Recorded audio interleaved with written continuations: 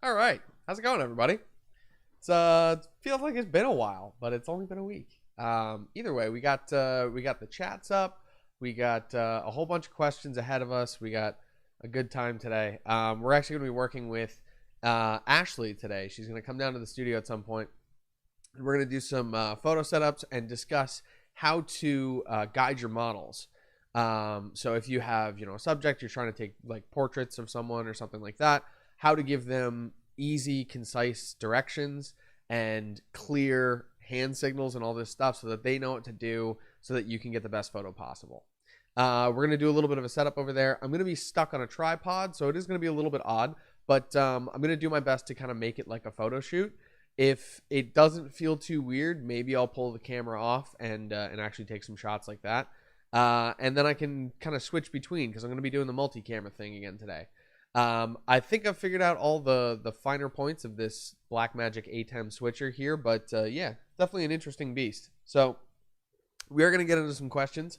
I'm realizing I should probably put the Instagram stream up. That might be a good idea. So I'm going to get this phone ready while we discuss some of the intro topics. So yeah, Nate Williams, thank you, appreciate it. Thanks for popping in, buddy. It's good to see you. Hopefully we'll have you in the studio sometime soon. That's Nate's a friend of ours. He's a rapper and beat producer from northeastern PA, and he does some really cool stuff. He's got tons of music out right now. He's been putting in a lot of work over the quarantine, so it's definitely a good time to contact your local beat producers and get some sweet music. That's a good way to get royalty-free music, is to buy the rights off of someone or rights to use off of a beat producer in your hometown. So definitely go check it out if you're making any type of video content like YouTube or like short videos on Instagram and stuff like that. That can be a great way to get some really unique music that no one else is going to have. To do that with places like Artlist and these bigger companies, like they have great programs if you want just subscription based. You can use their stuff.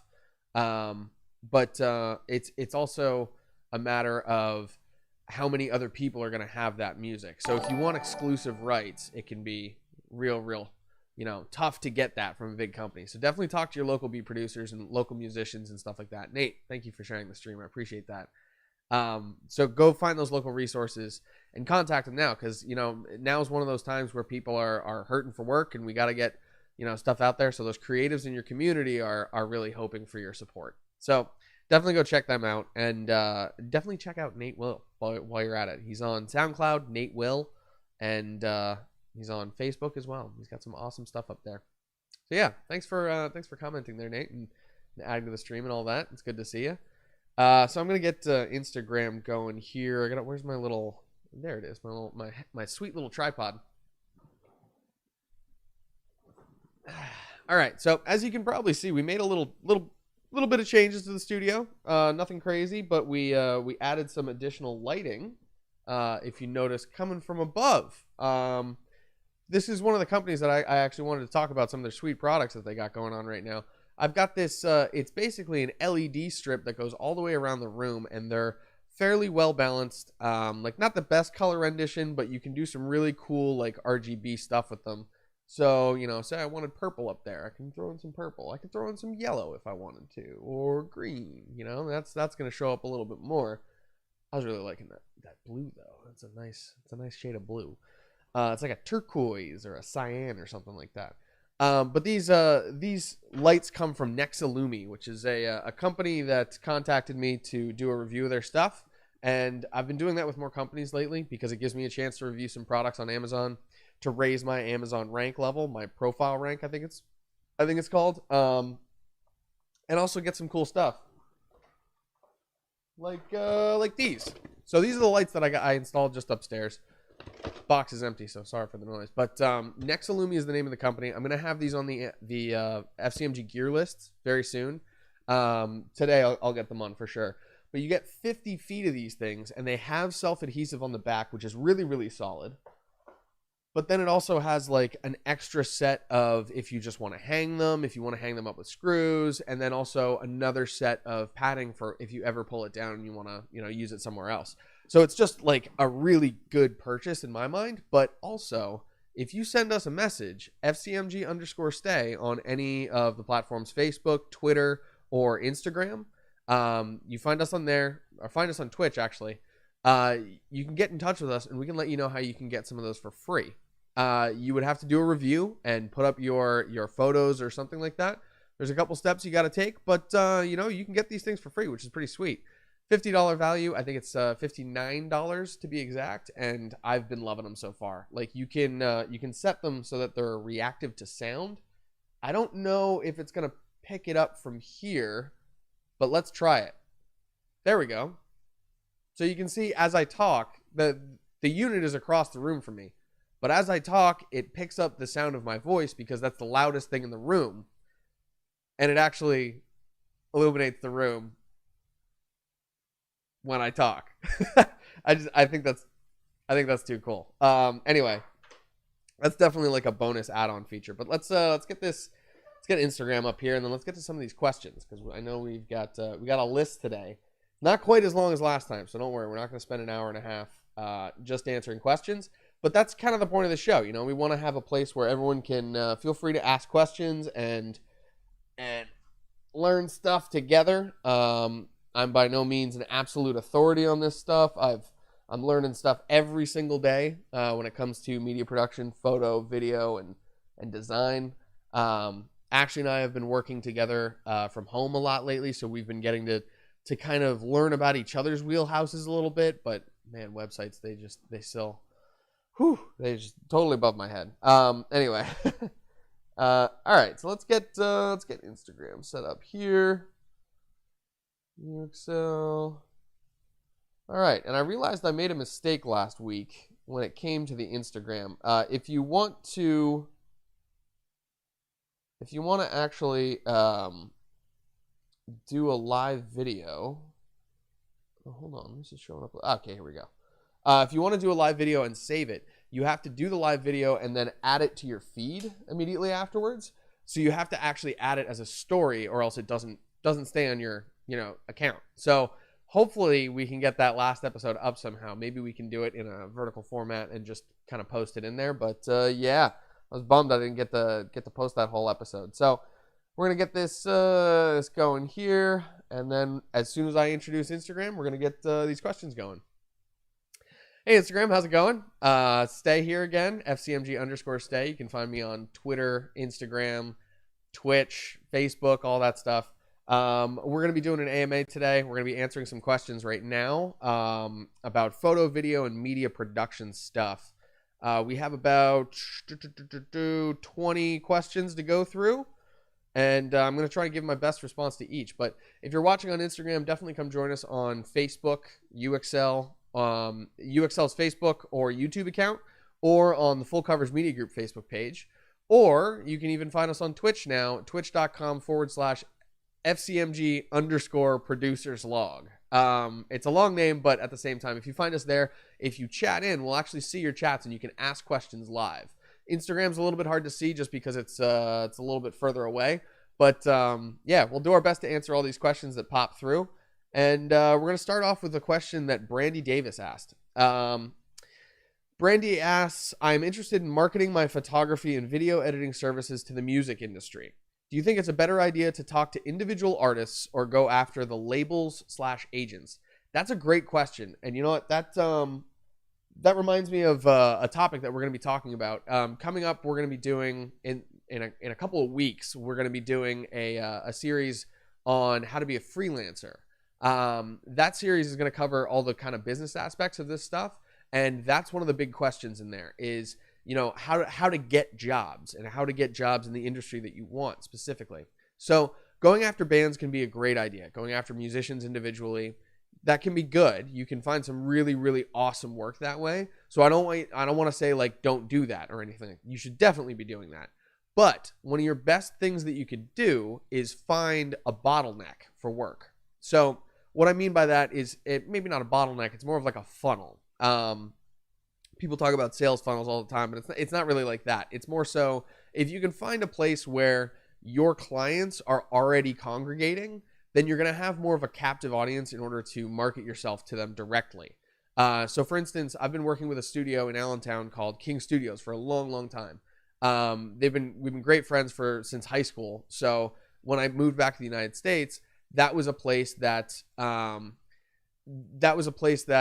I could go and find work in the form of, hey, we just worked with 6 or 7 bands in the past month, and 3 of them need music videos, 2 of them want vlog content, X, Y, and Z. So if you can find a place where there are groups of clients already gathering, then you can find a really good source for work.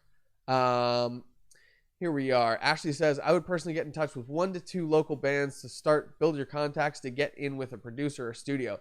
That is a good idea. If you're starting off, you definitely want to build up your portfolio, and you don't necessarily want to go to one of those big sources yet.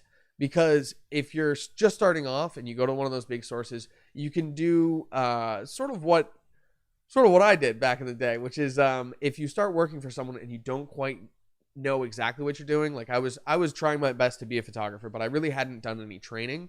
This was in my first year. So I started working for a photographer, and they would just send me out on gigs and be like, all right, yeah, bring back some stuff. And there were a couple gigs where off the bat, it was like, I would come back from doing, a theater production, which I thought would be super easy. Like, oh yeah, they've got lighting there, right? Theaters are very, very dark. They control their lighting. So if you're shooting with a 200 millimeter f5.6 lens, it's going to be much harder than if you have like an f2.8 or something like that. Like if you have the ability to use wider aperture lenses. At the time, I just didn't have the opportunity to do that. So it ended up being like 3 or 4 gigs of just pure learning before I could come back and say, hey, I actually did the job for you. But when you're doing that for someone who's making a living off of it, whose business name relies on that, it can be real rough.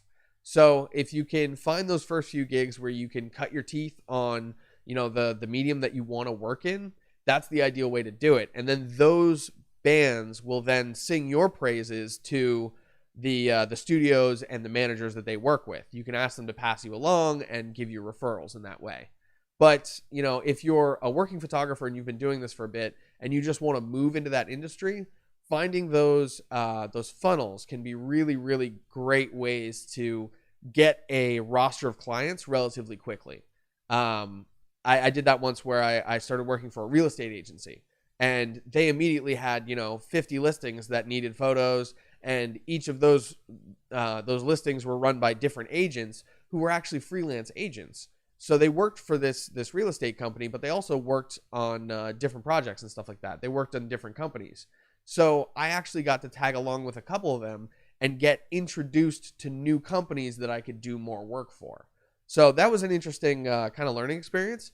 And I definitely gained a lot of clients by just finding a place where a lot of people show up. Let's see. Ashley says, but it's easier to enjoy what you do if you're doing it for bands you actually enjoy listening to. That is absolutely true too. For years, I was doing that sort of thing for metal bands, and it was just because I was in a metal band myself. I loved metal music. I really enjoyed being at those shows. So hey, I might as well bring my camera and get some cool footage for people. That's what I thought. It wasn't the greatest paying gig, but at the same time, it was something that I was very passionate about. So I got to enjoy my job a little bit more on a daily basis. And you can't really put a price on that, So that was a great question, Brandy. Liz, I like the lighting much better now. It's a lot brighter and easier to see. Fantastic. I'm glad you like it. We are going to set up a little spot to do a photo shoot over there later on. We're going to be talking about how to guide your models and how to direct someone and give them clear directions with hand signals, all that stuff, in order to get the photos that you need to get. So if you're taking someone's portrait, or if you're just working with a friend to get your portfolio up, these are good ways to guide people and kind of communicate with them during your photo shoot. And if you have experience doing this, then definitely chime in and let us know what it's like when you do these shoots, because we want to share experience across the board.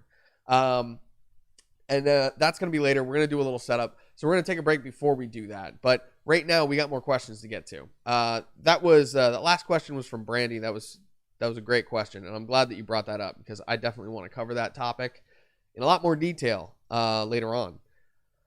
All right, so KJV asks, I am interested in working for a company as a photographer rather than freelancing. Is there a good resource to get part-time or full-time photography jobs? What type of business require full-time photographers? That's an interesting question. Okay, so there's definitely a couple industries that require full-time photographers. One of those would be real estate agencies or marketing agencies. Both of those are dealing with basically marketing products on a daily basis. So it's a good idea to try and set up like a monthly contract with one of those places, or actually get hired on into the firm. There's a lot of photographers that I know, they'll set up contracts with places like this where it's like, hey, you know, I'll make myself available for 3 to 5 days every month. And then you have this sort of retainer as their monthly fee from that company. A lot of other photographers, they go more of like all right, you know, you're going to give me so many gigs per month, or guarantee me 3 days per week, and then I'll bill you according to how many days you actually use. It kind of depends on the circumstances, and it depends how you negotiate these contracts, unless you're actually going in as a hire. When you go in as a hire, it's a little bit different, and you'll kind of you'll have less bargaining power, I guess, but at the same time you'll have a more steady gig. So it's a bit of a trade-off in that fashion, but if that's what you're going for, definitely check out marketing agencies, real estate agencies, and there was another one that I had in the back of my brain that I don't think is going to come to mind now, but yeah, getting those like finding places like that where they have a lot of gigs for photography all the time, that's important. There's even film companies that can actually hire you as a behind the scenes photographer. So there's great places to find. It's just kind of different per industry, and it has to do with the size of the company more so. If you find kind of medium to larger businesses, they're more likely to have consistent work for you. Let's see here. I got to pull up. Yeah, okay.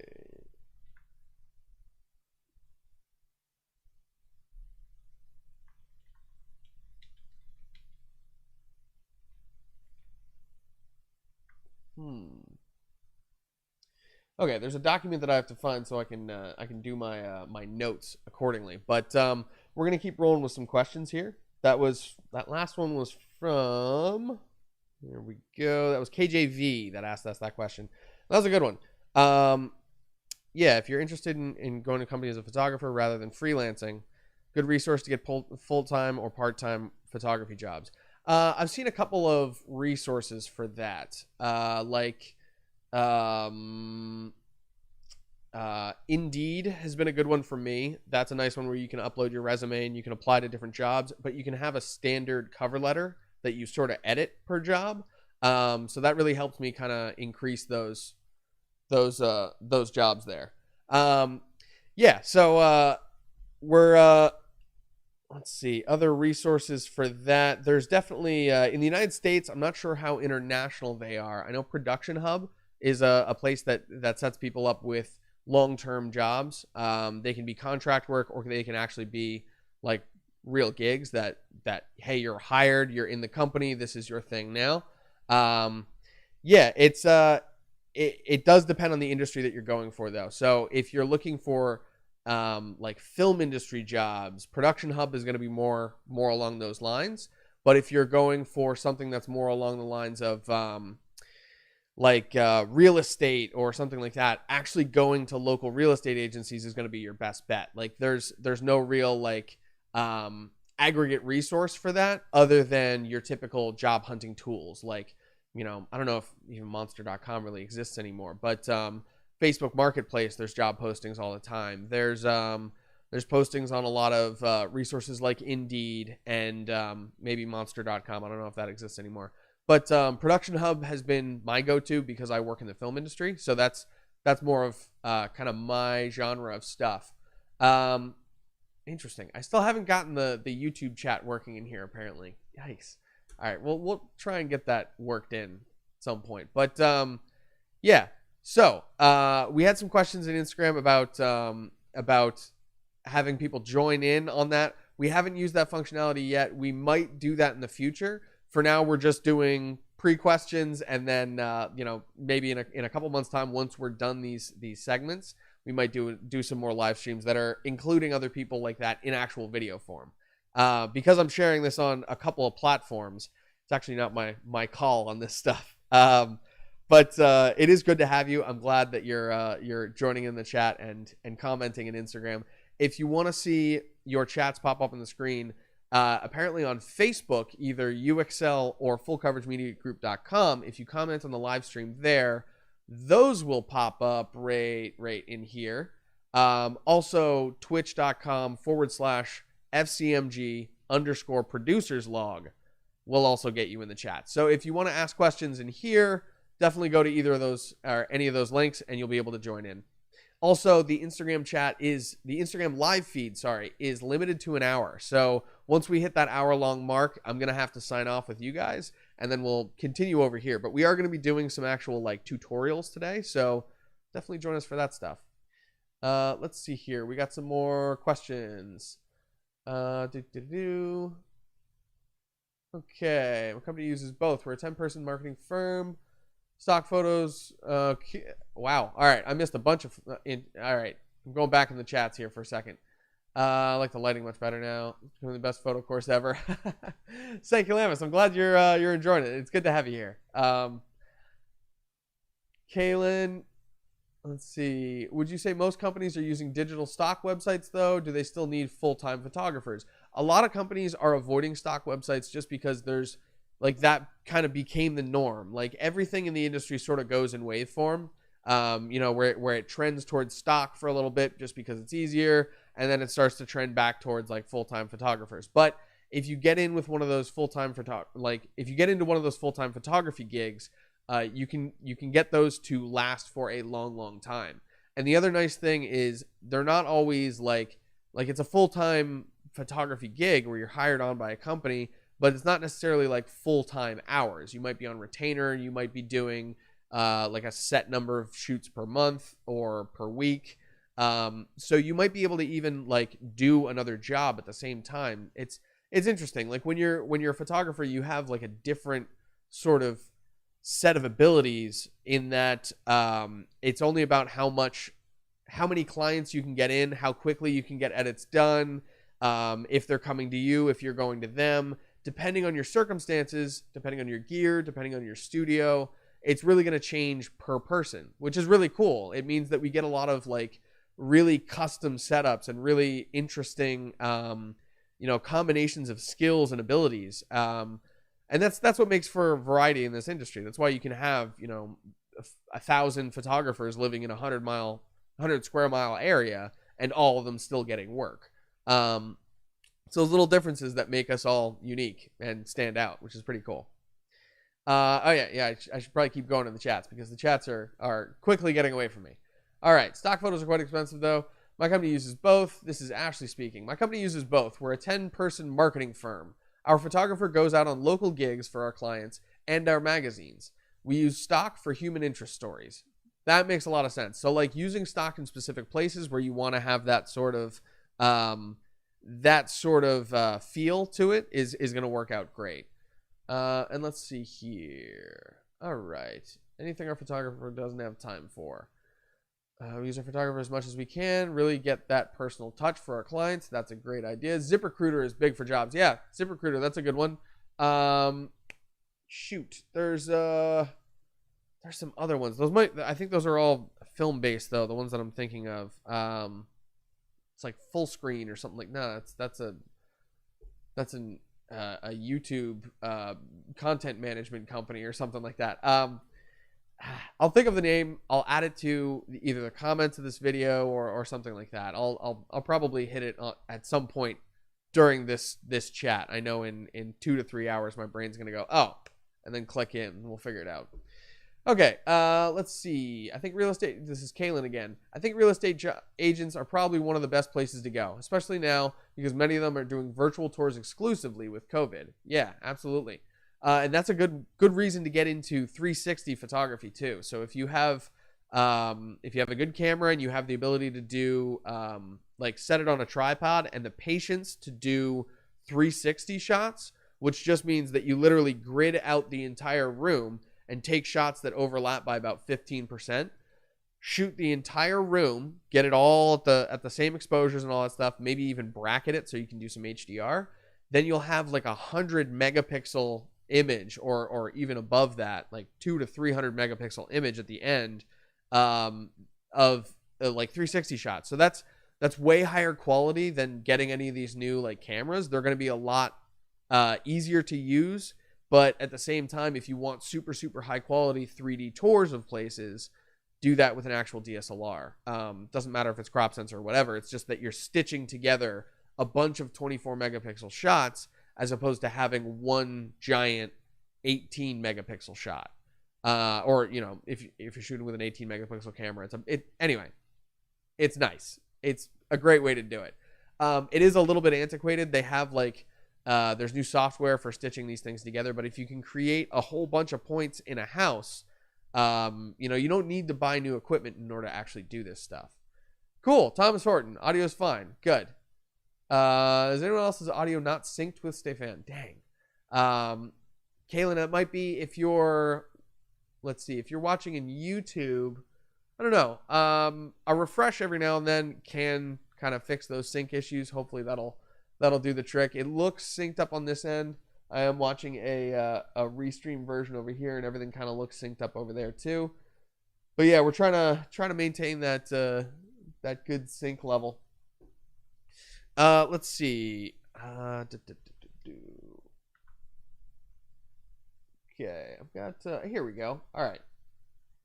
So, found my little live stream journal that I needed to look at because I had to tell you that this video is sponsored by YouTube Career and Learning Network. Are you interested in learning a new skill? UXL is a leading provider in online training. They host courses from top-rated instructors across the globe. Find courses on just about any subject and join a community of over 500,000 passionate learners. Visit uxl.com and register today.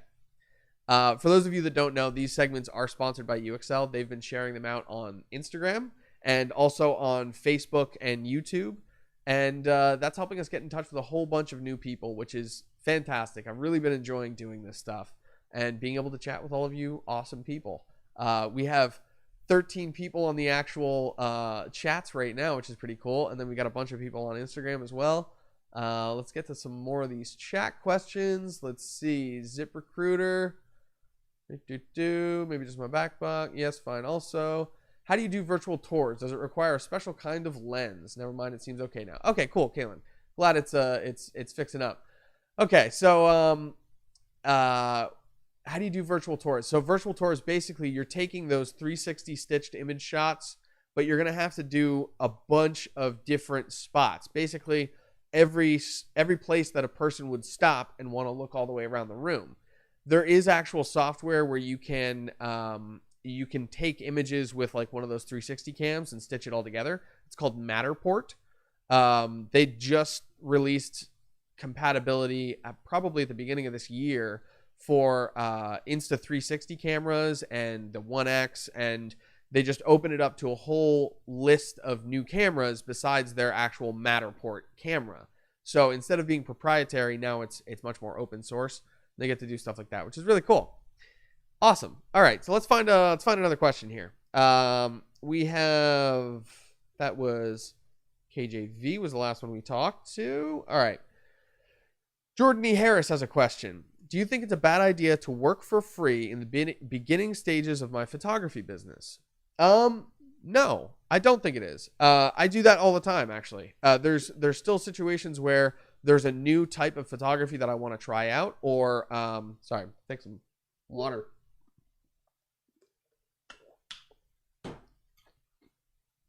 Ooh, a little icy. So there's either like a new type of photography that I want to check out. There's just something that I want to go and do, and I don't have any reason to like hey, do you want a photo shoot? I'll charge you $150 or something like that, and let's go to this place just because I wanted to do a photo shoot. I'm only really gonna do stuff for people when they want to do it, just because then you're not like trying to pull anyone in. It's a little bit more rough that way. And with my style, I tend to just sort of have clients on hand who are looking to do things, and a wide enough base where there's always someone looking to do something. But my point is, when here, let me grab this question again quick. When you're just starting off in a certain genre or with a piece of equipment or something like that, if it's just something that you're doing that's new, it's always a great idea to do it for free first. That way you don't have the pressure, the added stress of, shoot, I need to make this like perfect or else it's not going to be, I'm not going to get paid. And then you also don't have the added stress of like, oh shoot, like I messed this up. Now how do I fix it and make it actually work for that client? It's a little bit more leeway in that aspect. If you do a shoot for free for someone, you can go, hey, the photos came out bad. Sorry, there's no images, but we can go do another one. That's, I feel like that's much easier to do than say, hey, listen, I know that you paid me $100. I'm going to give you your $100 back, even though you actually already spent it. So now you have to make $100 to give it back to them. Hey, we'll go do another photo shoot and I'll do it for free to make up for it. So now they feel like you did something wrong or they did something wrong, and you have to kind of fix a mistake. Instead, it's just, if you're doing these things for free, it's more experimental. And I think people, they enjoy that a lot more. Like there's a couple of short films that I did like that. I was like, hey, I need to do these for school. I've got some friends who are possibly interested. I got in touch with them, was like, hey, do you want to help me try and make a short film? I have a couple courses under my belt for how to do this, but I got to make something for my class. Like, you want to help me out? And people they're often very generous with that. Like, if you're willing to ask for help, people are willing to give it. And helping you start your business or helping you get into a certain career can be great. And oftentimes it can result in great images for those people. And you can totally surprise yourself with what you thought you couldn't do, or what you thought you couldn't do for money, and then it gives you that confidence like, hey, this is totally awesome. Like, absolutely. I appreciate it. And, then you have that confidence that you can get those things done. Cool. Jordan E. Harris, thank you for the question. I appreciate that. Let's move on to, oh dear, I'm going to butcher this name. I apologize. Nilofer H. Awesome name, by the way. That's really cool. Do you have any advice for taking good photos at sporting events? For example, soccer or football games. The games are in an outdoor stadium with good lighting, but fast movement. Okay, so what you can do with that, I would say the absolute best combo for sports or like high-speed photography of any kind is to get a crop sensor camera, or I'll put it this way: get a crop sensor camera, get a full frame lens, a long lens like something f2.8 if possible, something that has vibration reduction, something that has those extra abilities, and adapt it to your camera, especially if you can get a speed booster, because then all of a sudden that f2.8 lens becomes like an f2 lens, and you get that extra speed and the extra wide open aperture that allows you to pull in a whole lot of light even though you're zoomed way in. That also means that you can up your shutter speed. So instead of taking photos at like 1/100th of a second, you're taking them at like 1/1000th of a second, or maybe closer to like 1/500th. But either way, you'll be able to shoot faster shots with a faster shutter speed. You'll have a wider open aperture, and it'll be more shallow depth of field. So when you get those tack sharp images of like your subject in focus, it's going to look so good. It's going to have a nice blurry background, especially if you're zoomed way in. Eliza Kolvek, I would love to hear your input on like your sports photography setup. So like, I've heard that crop sensor can be really good because if you're working with a 200 millimeter full frame lens, all of a sudden that crop sensor gives you the equivalent of like a 250 millimeter lens. You're much more zoomed in. And that means that if it is a lens that goes like 3.5 to 5.6, you can be a little bit at the more wide open range and allow yourself more light to speed up your shutter speed. What's I would love to hear what your setup is like. Because there's a little bit of a delay though, I'm going to kind of keep trucking on this. Sports photography is a lot like wildlife photography. So if you talk to wildlife photographers too, you can get some really good advice on like how to maximize your setup. There's also another aspect of lenses that a lot of people don't talk about, where if you have a lens that is like a small front diameter versus a lens that has a wide front diameter, even if they're the same f-stop, the one that has a wider front lens element is going to be able to physically pull in more light. So it's actually going to be a brighter lens. So use those lenses that have the wide open apertures, the big front lens elements and stuff like that, so you can get those faster shutter speeds. Eliza says she shoots with a Rebel. Normally, I am hand holding, so I use higher ISO and 1/100th shutter speed. Okay, so she's raising her ISO so her sensitivity is up, but then going to about 1/100th so she doesn't get any hand kind of shake or anything like that.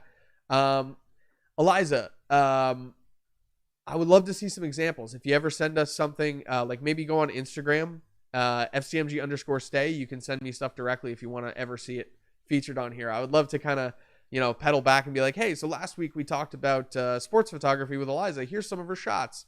I'd love to see how that works out for you. I've got, I think I might have some, no, I don't think I have any sports photography that I recently did.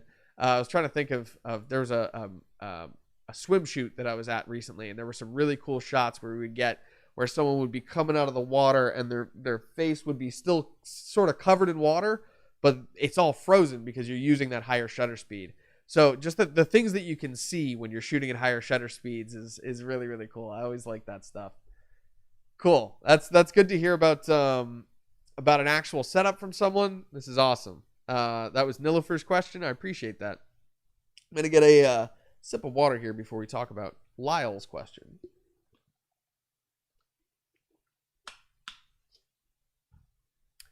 Okay, cool. Lyle Peterson asks, is there a quick and easy way to remove red eye from my photos? That's a good question. I actually don't have a whole lot of experience with getting red eye out of images. If I'm not mistaken, red eye comes from when you're shooting with a camera. If you're using the on-camera flash, it's going to be really close to where the image is actually being taken from. So having your light source be really close to where you're taking your image, some of the light actually reflects off of the cornea and reflects back into the lens, and that's how you get that red eye. You're actually seeing the illuminated back of someone's eye, like projected back at you. That's if I'm not mistaken. That might be complete hearsay, but I'm confident enough that that's what I've heard. Okay, so let's see. Easy way to remove red eye from photos. I'm gonna guess Photoshop has a good option for this. So let's see. There is literally a red eye tool in Photoshop now. Cool. Okay, so LifeWire tells us that all you got to do is open the photo and zoom in on the red eyes. Click and hold the healing brush tool and select the red eye tool from the bottom of the list. So there's a little brush icon that has I believe it's a Band-Aid. That's right. It's the healing brush. So if you click and hold on that tool, it's going to give you a couple more options, and one of those is going to be the red eye tool. You can apparently just click on the red eyes and watch them turn to normal. So knowing Photoshop, it's going to take some fine tuning, but that's probably going to be one of the easiest ways that you can do that. That is if you have Photoshop. So let's see if you don't have Photoshop. How to remove red eye from photos. This is okay. So there's some interesting. There's some iPhone photo tutorials. So like if you have a smartphone, how to get rid of red eyes in smartphones. Let's see. Business Insider has a tool here. Oh, nope. They want me to do never mind. Got to subscribe to that website in order to see what they want to say. Cool. Okay, so honestly, if you just Google that and your device, I would say how to remove red eyes, iPhone or Android or Sony A6400, like whatever device you're using or whatever editing platform you have. Search that in conjunction with that word, and then you'll be free sailing. Sweet. Okay. So let's get back to this. I'm going to pop this up in here. Lovely. Okay. Cool. You can do it easily in Lightroom as well, Liz says. Awesome. Liz, do you know the process for that? Do they have a red eye tool in Lightroom? I wouldn't be surprised because Lightroom and Photoshop are very, very similar, as well as Adobe Elements, which is pretty cool. Cool. That was all right. So that was Lyle Peterson's question. Thank you for asking.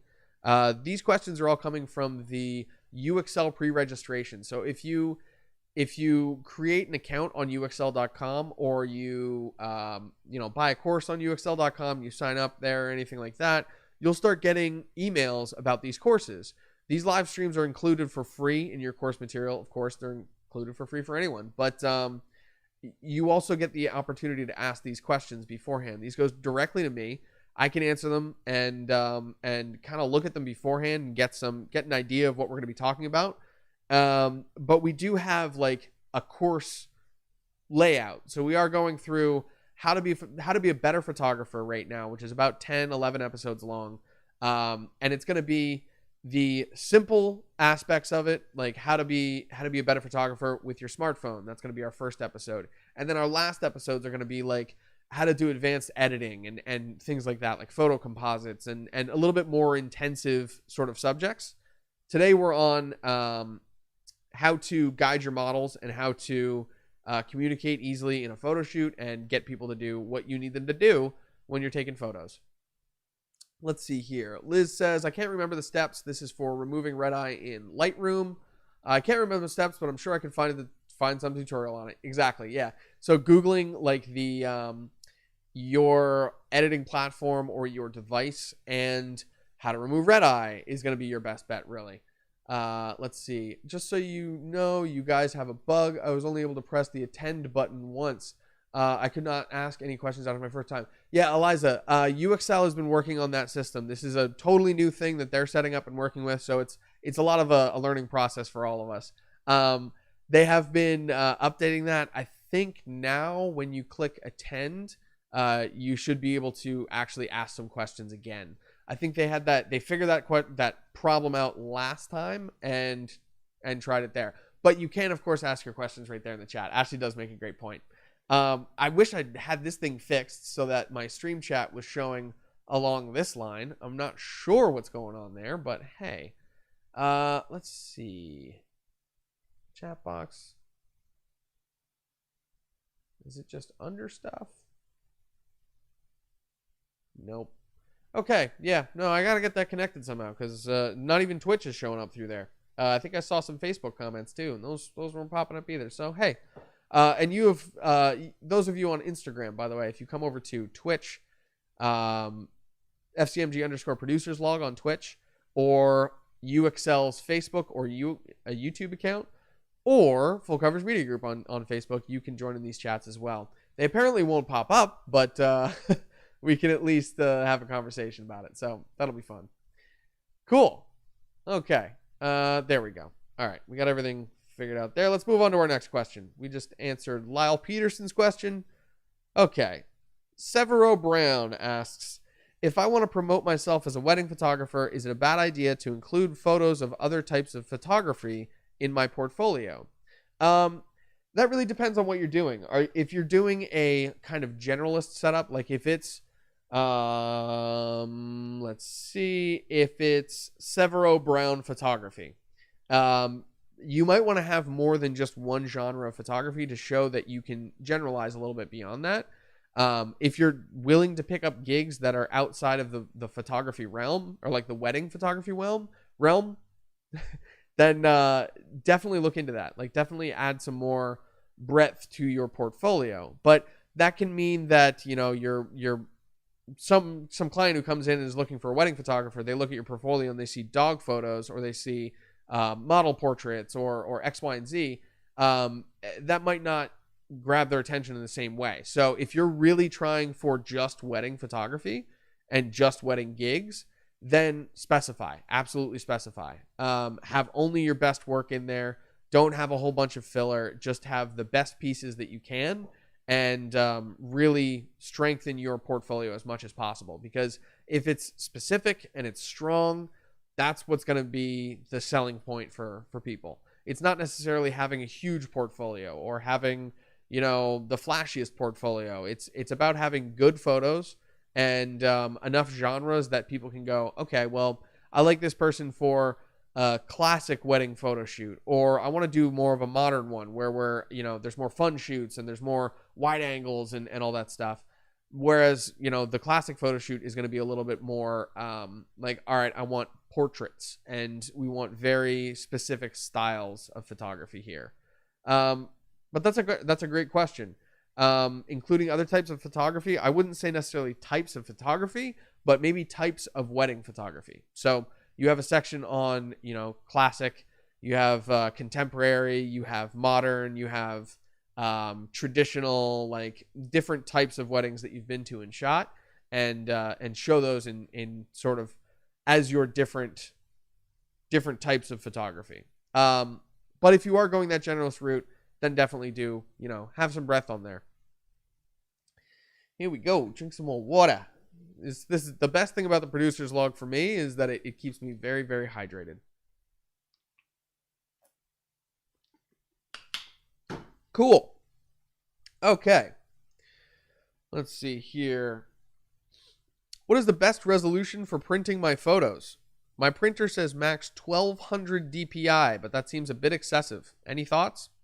In my experience, Ashley might actually be able to answer this even better. But in my experience for print, it's always been 300 DPI.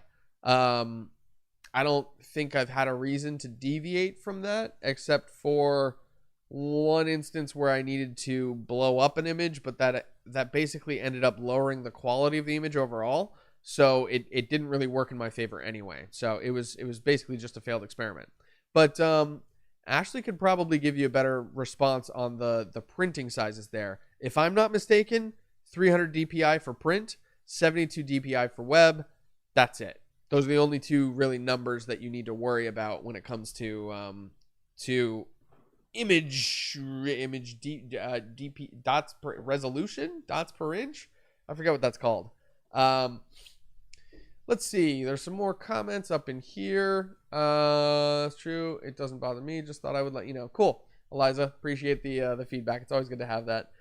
For the wedding photographer, I think some landscapes and still life photography might show capabilities beyond just walking down the aisle. Yeah, that is good. Whether it's actual subjects in those landscapes or you're just taking dynamic shots of landscapes, it can be a good way to show breadth in that category.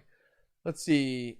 Still life might give people ideas for the ring, shoes, dress, getting ready type shots if you haven't had many gigs yet. Yeah. So that's the other thing, is you can use those other shots, I would say, until you have shots in the wedding genre that fit those different styles. So shots of the shoes, shots of the the boutonniere, shot of the ring, like specific things like that, and then them in a cool location, the entire wedding party, group shots that are more landscape style.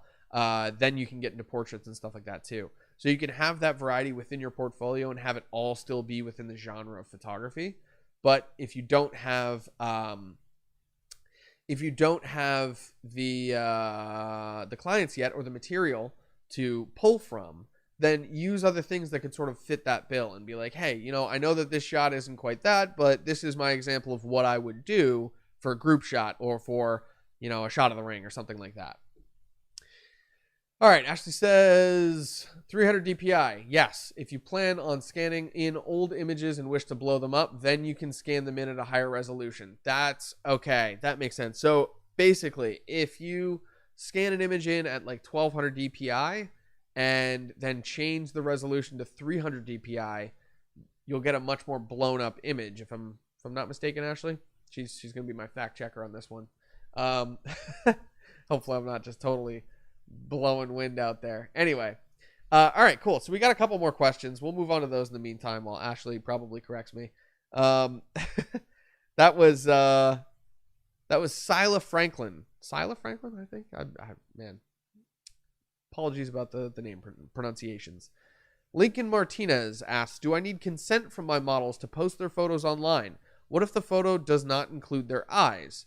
I would say it depends what kinds of images you're posting online, especially if it's like boudoir or anything that shows any sort of nudity, even suggested nudity. Absolutely. I would absolutely get consent and have it in written form. Also, if you're doing photo shoots, sometimes TFP is the deal where it's time for prints. So like, or time for, I forget what the other one is. Time for, my buddy Matt Griller mentioned it the last time. There's another definition for that word too. Basically, it's you're trading.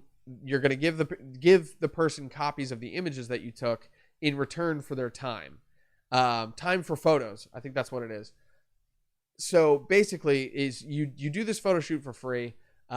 Sometimes it can be a little unclear about who has the rights to the images, but if you're doing it, in that shared kind of fashion, I tend to stick to the idea that like what I send to them is theirs. They get to do whatever they want with it, even if it means editing it on Instagram, cropping into it, whatever. That's part of the reason why I also don't watermark my photos, because I kind of expect people to just do whatever the heck they want with them. And it's like, I mean, yeah, they could have asked me and I would have cut it to 6:9 or whatever, 4:5 or like whatever resolution they wanted. I can crop it however they want and all that stuff. But yeah, that is a couple more steps, and that's probably stuff that they can do easily enough. So I just don't even bother with it.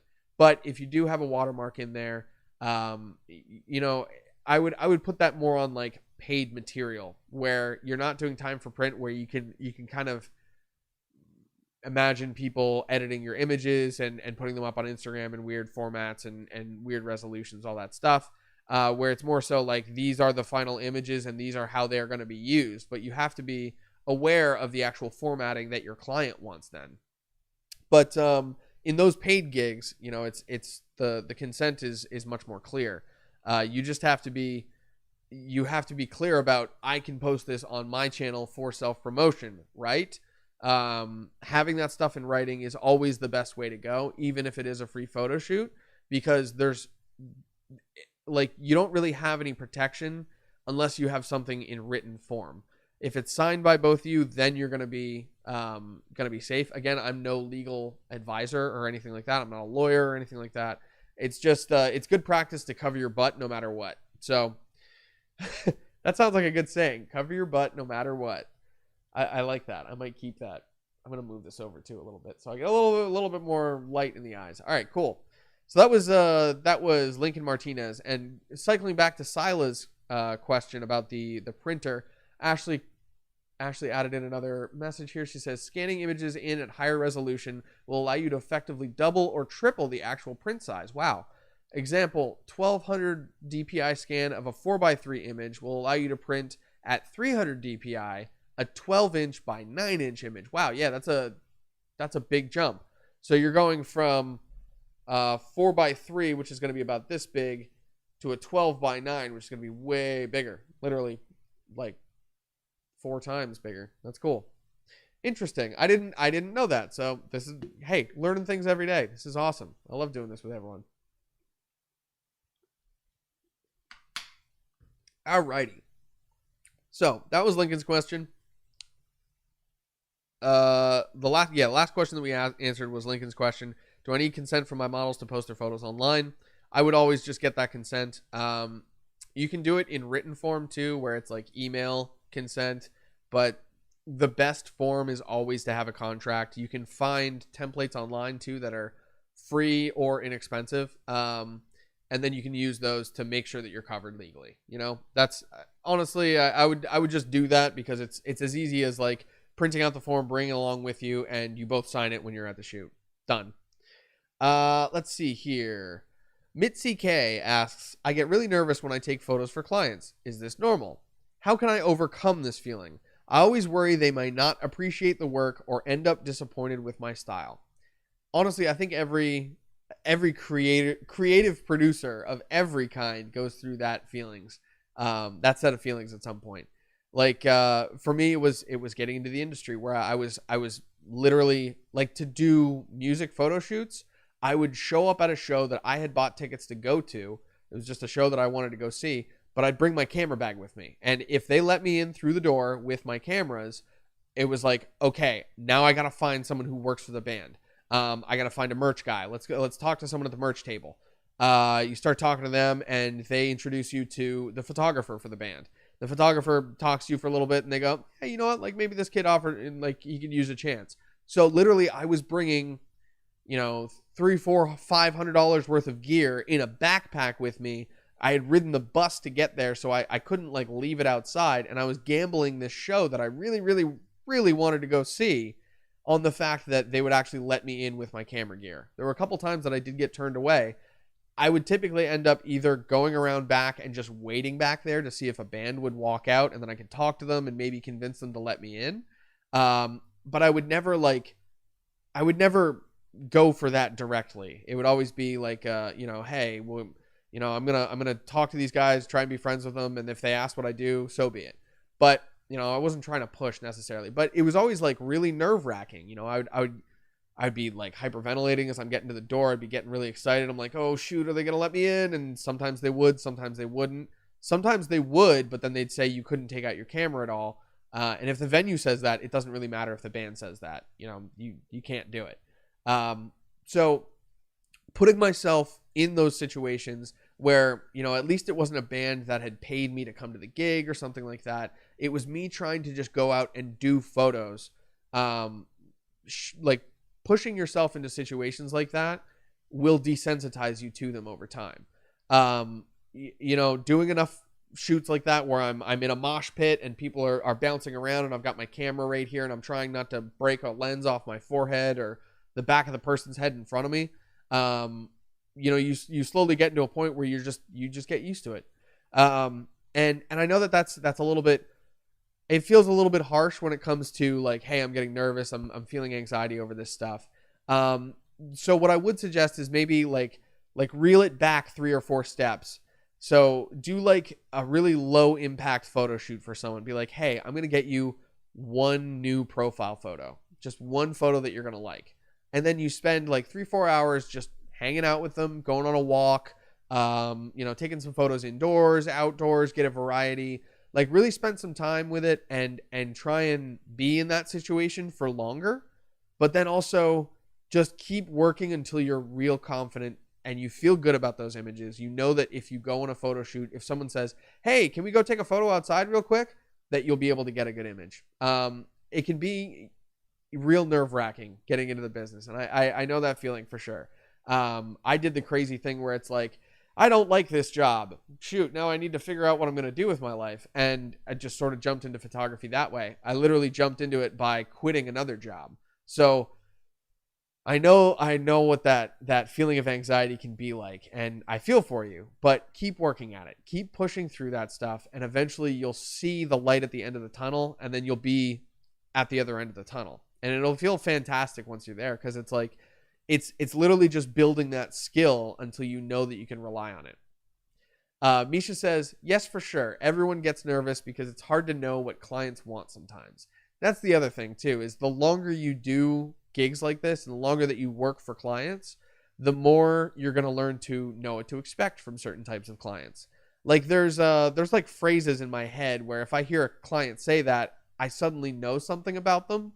It's like, oh, okay, so like this is going to be a gig where, you're going to ask me for something very specific and I can kind of loosely hit those details and you'll love it. Meanwhile, there'll be other clients that I know, they say some certain things and it's like, okay, I know that they're not going to ask me for exactly what they want. So I have to ask them. I have to talk to them and figure out what they want. And then you know how to deal with these clients more and sort of work with their styles. And all of a sudden you start to go, oh shoot, I'm the one who's in control here. Like I know what's going on and I get to tell them, yes, that can be done. No, that can't be done. Yes, it can be done, but you're going to have to up your budget in order to do that. It's really interesting. The more you work in this industry, the more you're going to find yourself comfortable in those situations. So just keep plugging away. We all have full confidence in you. I know that you can do it. It's going to be great once you get to that point, Mitzi. Thank you for the question, Mitzi. I really appreciate it. it's good to have these questions. We got a couple left. We're in the last, I think, 10 here. So we're about halfway through our questions. It's around 12:55. So that means that our Instagram chat is going to be ending soon. If you're watching on Instagram, definitely come over to Facebook and either watch on UXL's page or on Full Coverage Media Group. You can also go to UXL's YouTube page or the FCMG _ producers log on Twitch. So that's going to be all one word, just with that little underscore there between FCMG and the rest of it. And there you can actually ask questions, and we'll see them directly in the chat. It's a little hard for me to see the chats here. There's a lot of waves and stuff that pop in, so the chats go away pretty quickly. So I apologize if I've missed any questions on Instagram, but I definitely want to hear from you. So pop over to there. And you can also always find me on Twitter, Twitch, Instagram, and Facebook as FCMG _stay. If I don't totally mush my words there. All right, so I'm going to take a sip of water, and then we're going to get to Marash's question here. Ooh, I like this one. Mirrorless, if possible. That's within the price range. Huh.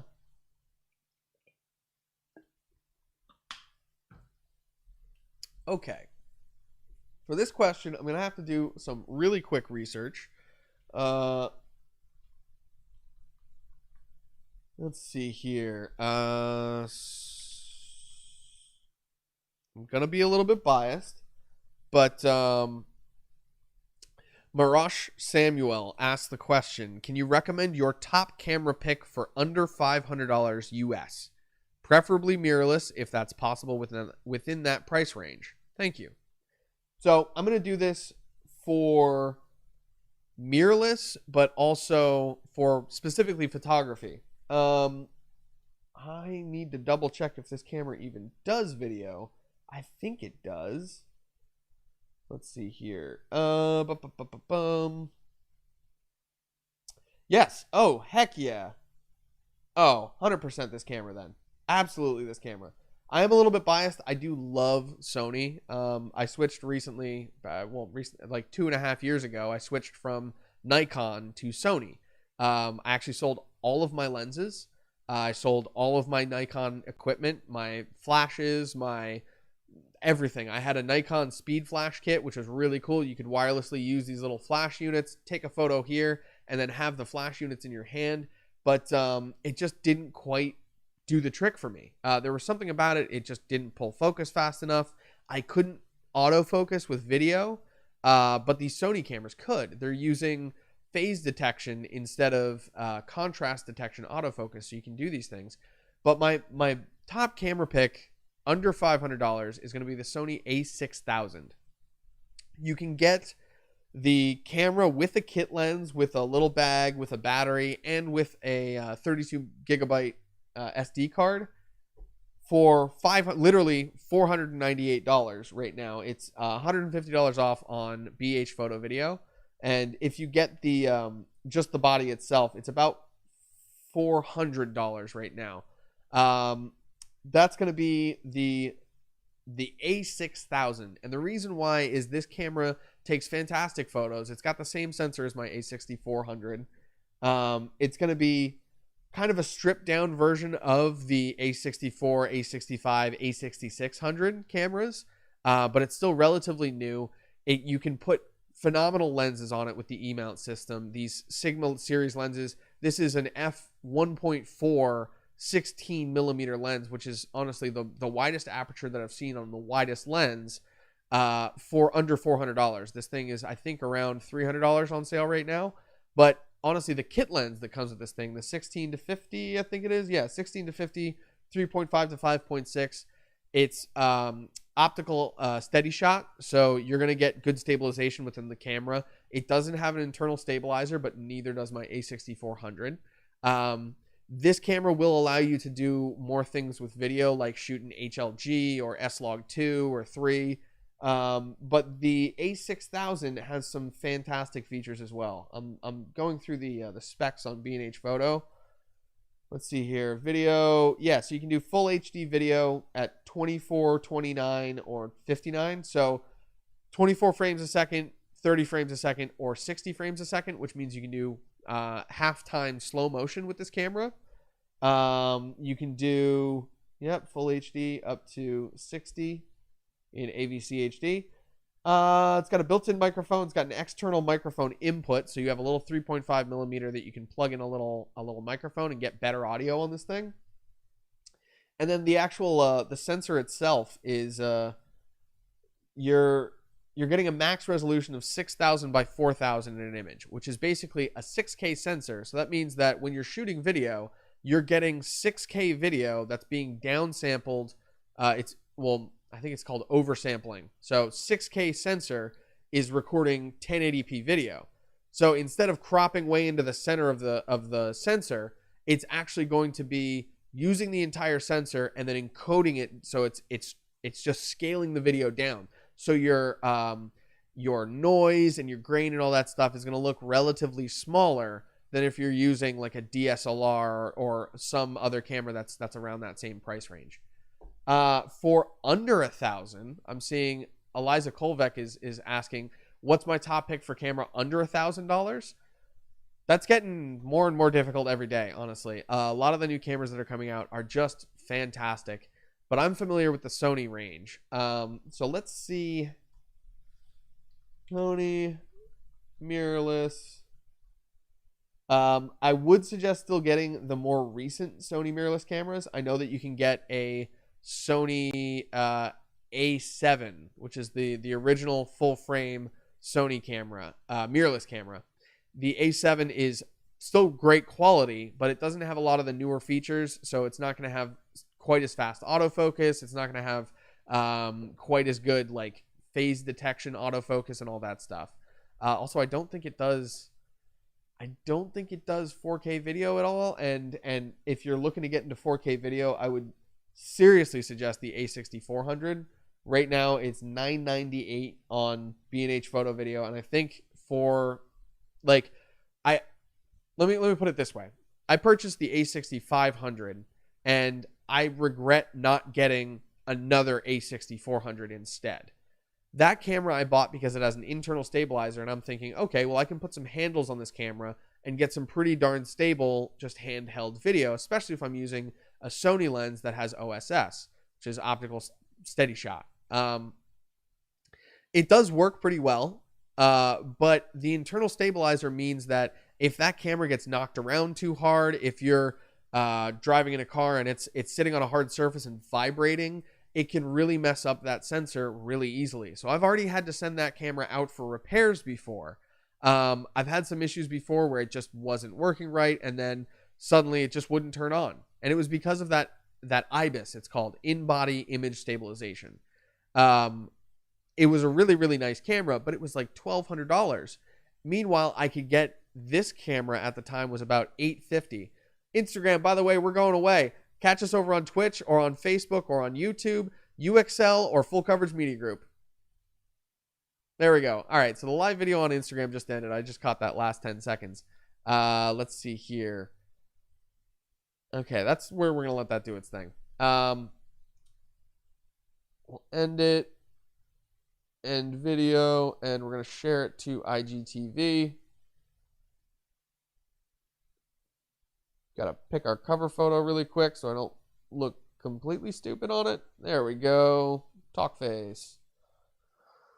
IGTV. Okay, so yeah, the in-body image stabilization was great, but it caused more problems than I think it was worth. So getting something that doesn't have that IBIS in it, but still does HLG, does S-Log2, has phenomenal autofocus and eye tracking autofocus.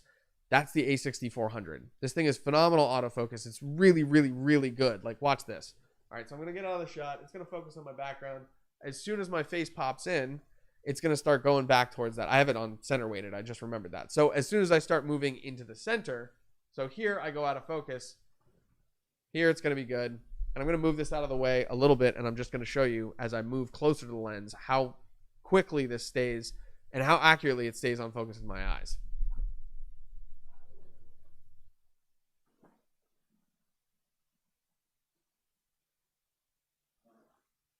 So a lot of cameras would have trouble with that. A lot of cameras would have trouble with that, but the A6400 has been doing really, really, really well. And honestly, I still would sell that A6500 just to get an even trade with an A6400. Here we go. Users log live with at FCMG underscore.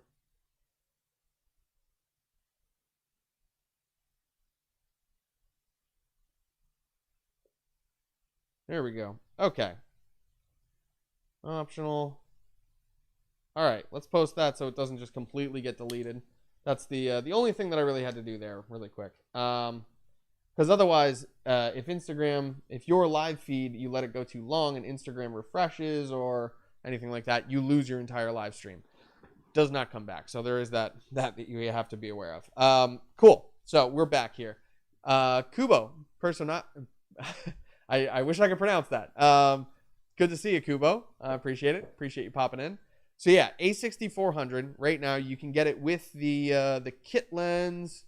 It's $998 with a 16 to 50 millimeter lens, but I would almost go. Let's see here. So body only is going to be $898. That's with the accessories kit. Base is the same price. Yeah, okay. So you might as well get the accessories kit. That gives you a 64 gig. Actually a good high-speed card, so that's going to be good for 4K video. I actually use those exact same cards. They're the 170 megabit per second cards, which means that they can basically do up to 100 megabytes per second, so a little bit over that. Megabits are different than bytes, so you gotta be aware of that when you're looking at your cards. It also comes with a lens cleaning kit, a little case. Oh, cool. From, what is that? Is that Rugged Gear? Because they have some good stuff. Yeah, Rugged Gear. Okay. So you get a really cool little pouch with it. $898 for just that. And then Kubo, I wish I spoke Spanish. I live in Allentown, or live near Allentown, and I wish I had picked that up. But no habla español. Sorry. That's about as far as I go. But love having you here. Great to see you. So yeah, we're talking about best camera for under $1,000 in my opinion. This thing will shoot 4K video. It does 1080p at up to 120 frames per second. It also doesn't have a limit on how long you can record, which that's a really cool feature that a lot of people don't talk about. This camera, like typically the reason why cameras have a 30-minute time limit on there is because when they're being imported into the country, if they can record for longer than 30 minutes at a time, they're subject to a camcorder import tax. So it's literally just for tax purposes that they have this 30-minute limit. A lot of Sony cameras, you can break that limit by just buying a little app that goes onto it. But the A6400 does a really, really great job, and it doesn't have that limit at all. I'm not sure if it's more expensive because of that, but I think it was totally worth it on Sony's end to make that limit just go away. You can record 4K video as long as your card is able to, it has more space, but then also as long as your camera doesn't overheat. That becomes your biggest problem with the A6400, and there's really easy ways to get rid of that. Like, for instance, right now I have this plugged into a battery port. So it's an ANSO. These are all on the FCMG gear list, by the way. It's an ANSO NPF battery adapter. So you can plug in these. Here, I'll grab one. You can plug in NPF batteries like this. These are the old Sony batteries. So you can see it's a pretty powerful battery. That's what the lock looks like. There's the actual tip. Basically, it's a 7.5 volt, 7,900 milliamp, 58 watt hour battery. And you can get two of these for like $20. So it's going to be even less expensive to get two of those batteries than it is to get like one of the actual Sony A6400 batteries. So if you get just a body only kit or like a used one, get a Sigma f1.4 lens, either the 16, the 30, or the 56. They're all under $400. If you can find used ones of those, not a lot of people sell them because they're honestly just, people love those lenses. You can find some used ones. You can probably do that for under $1,000, and that would be like an ideal setup for me. You can turn that into a camcorder. You can turn it into like a great stills camera because it'll actually focus on eyes, and you can set it for either animal eyes or human eyes, which is really cool. That it's super versatile, and it's got great features, and it's all under $1,000. I will add the two kits that we just talked about, the A6400 and the A6000. The A6400 is already on the gear list, but the A6000 I'll definitely put onto, oh yeah, Facebook does closed captioning automatically. Maybe it would be able to translate to your native language. That's really cool, actually. Nice. That's super cool. Kubo, we do have live streams currently going on Facebook. So if you go to Full Coverage Media Group on Facebook, you can actually find the stream going on there right now, live.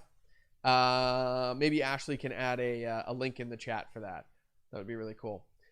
But yeah, let's move on to our next questions here. That was a great couple questions. Best camera for under 500 and best camera for under 1,000. Let's see. That was Marash and who else asked? Oh yeah, Marash and Eliza. Thank you. Appreciate it.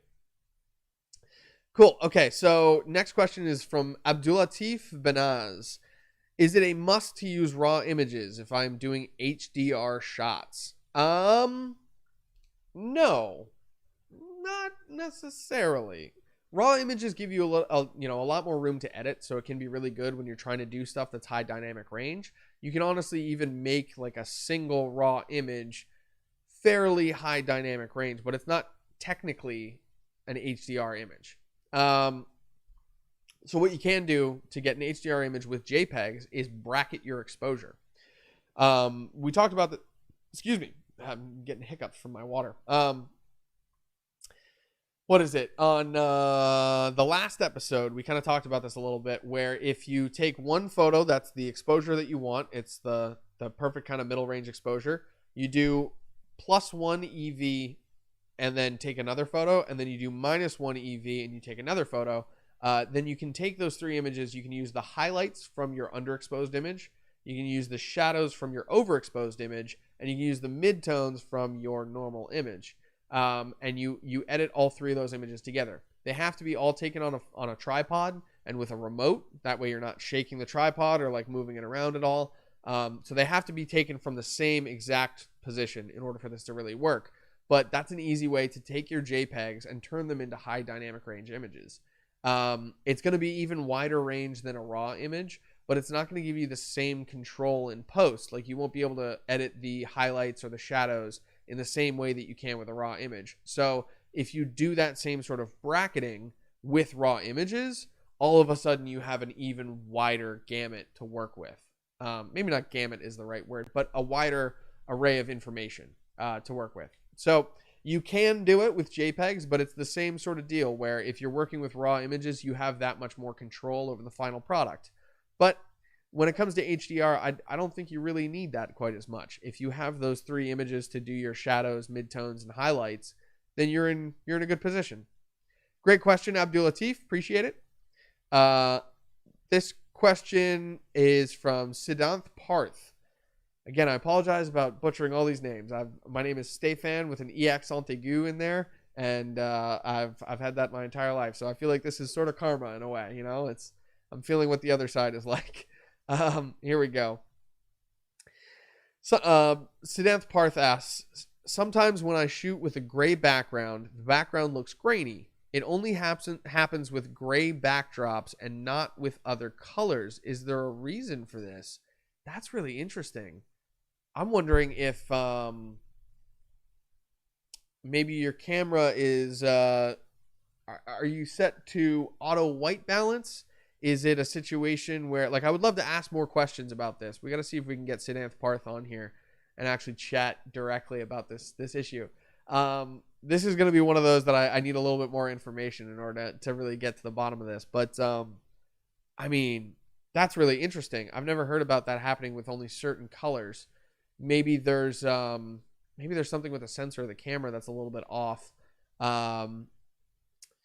Trying to think of it could be the picture profile that you're working with. Maybe it's set to try and boost grays in a certain way, and then it kind of affects your image. But that's a curious one. I'm really curious to see how that comes out. I'm gonna do more research on that this week, and next week when we have a conversation, Sidanth, definitely ask that question again, or give us more information.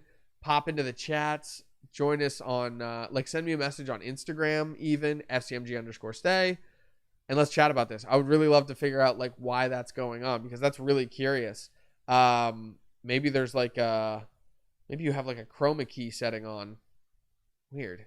That's cool though. I love getting mystery questions like that. This gives me something to think about for the next 6 months or however long it takes us to figure this out. Okay, Midas Lewis asks, what would be the best way to transfer photos from 35mm to digital? There are negative scanners that you can get. It's a little device. I think Ashley actually has one. It's a little device where you slide in your negatives and it will take pictures, high resolution images of each individual shot. But you can also do that with a lot of scanners. Ashley has a scanner upstairs. It's one of those flatbed scanners that actually has a little strip where you can put images like that, and those that's a situation where you would have to do them at like 1200 DPI in order to really get that resolution. Here we go. Ashley says, I have a big scanner that scans negatives and slides. So that's cool. It's a slide scanner too. So like projector slides and whatnot, you can scan on those. Definitely check out a lot of printers have those features. So if you can find something used, that might be your best bet. Yeah, it has to allow light straight through and not just an ordinary one with a white top. Okay. Gotcha. Okay, so it becomes like a like top illuminated or something like that. That's interesting. All right, so there's specific ones that you can get that will allow you to scan negatives. That would be the way to do it. Otherwise, if you have just your printed images, if you scan those at really high resolution, again, you'll be able to blow those up. So that's cool. We've been talking a lot about printing today. People are very interested in printing their own images, apparently. I've been getting into 3D printing lately, so I'm not printing my own images, but I'm printing my own things in a way. All right, I'm going to drink some water.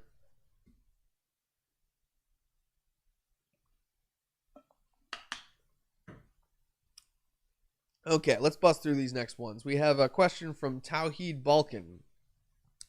What features should I consider when buying a photography case? Can you recommend a good one or standard equipment? I have some good recommendations for that, actually. So if you're doing a whole lot of traveling, hard cases can be a good idea, but those can be really expensive, especially brands like Pelican. They have fantastic cases. I love them, but they are really expensive cases. Like the one that I had, I got used, and I actually traded a gig for someone to do. Okay, Ashley's actually sharing more scanners and printers and stuff like that up there. Cool. All right, sweet. So I got I did a gig for someone, and I got this case, and I was like, how much is this case actually worth? And it was like 250 something bucks for this small case, and I'm like, oh geez, they way overpaid for their gig. So I ended up doing more work for that person just because I felt like I needed to. But Pelicans can be good. They're just expensive. So check out, I forget the names of the brands. I have a couple cases in there that are off-brand cases. You can get them in the United States at a store called Harbor Freight. They have these cases that are basically knockoff versions of Pelican cases, and they work so well. I've been using them on gigs for a while now. You can really throw them around, and they do not succumb to anything. It's really nice. Also, you can find used Portabrace gear a lot. That's going to be a really, really high quality brand. They've been around for a long, long time. And if you find any of their equipment used and it's inexpensive enough for you to actually buy it, definitely go for it. Portabrace is really, really powerful stuff. Like I have a box from them that has all Velcro compartments that you can rebuild the entire thing. It's way better than pick and pluck foam because you just have to keep rebuying the foam. That gets really expensive when it's $90 for a thing of Pelican foam. You might as well buy like 2 or 3 extra new cases from Harbor Freight instead of doing that. Like the biggest case that I got from Harbor Freight was like $50, and it's the same size as my Pelican. This is $50 versus $250. The cases are almost identical. They both have rollers and handles. They both have pick and pluck foam. Obviously, the Pelican is like, you can tell it's higher quality, but we're talking higher quality in case this thing falls off of a mountain or like out of a plane that's 10,000 feet in the air. Like the difference in quality isn't big enough that like when I throw this thing into my car, it's actually going to make a difference. Honestly, the Pelican might just break my car a little bit easier than the other thing. That's the only difference that I can really tell so far. But I've really, really been liking those cases. So definitely check those out. But there's also, I think this might be in the FCMG gear list, which I got to post a link to that in here somewhere. FCMG gear list. Here we go. Okay, so I'll post a link in here. I can give you guys a short one, and I can add a couple of these things as we're talking even. So here's short link to the that's the FCMG gear page. That's our gear store on Amazon. So if you pick up anything through there, it doesn't cost you anything extra, but it does help the store. It does help the live streams. All of our money from those means of income, like Patreon, the gear store, all that stuff, all the income from there goes directly back into the streams. So we appreciate everyone who comes out and supports these things. And if you want to support more, definitely head over to patreon.com/FCMG or our FCMG gear store, which the link I just posted right there. Yeah, definitely go check that out. And I would love to see what you think. Get some comments on some of the things in there. I've just added a few things to it. And, okay, so I said I was going to add the Nexalumi. Let's do that really quick.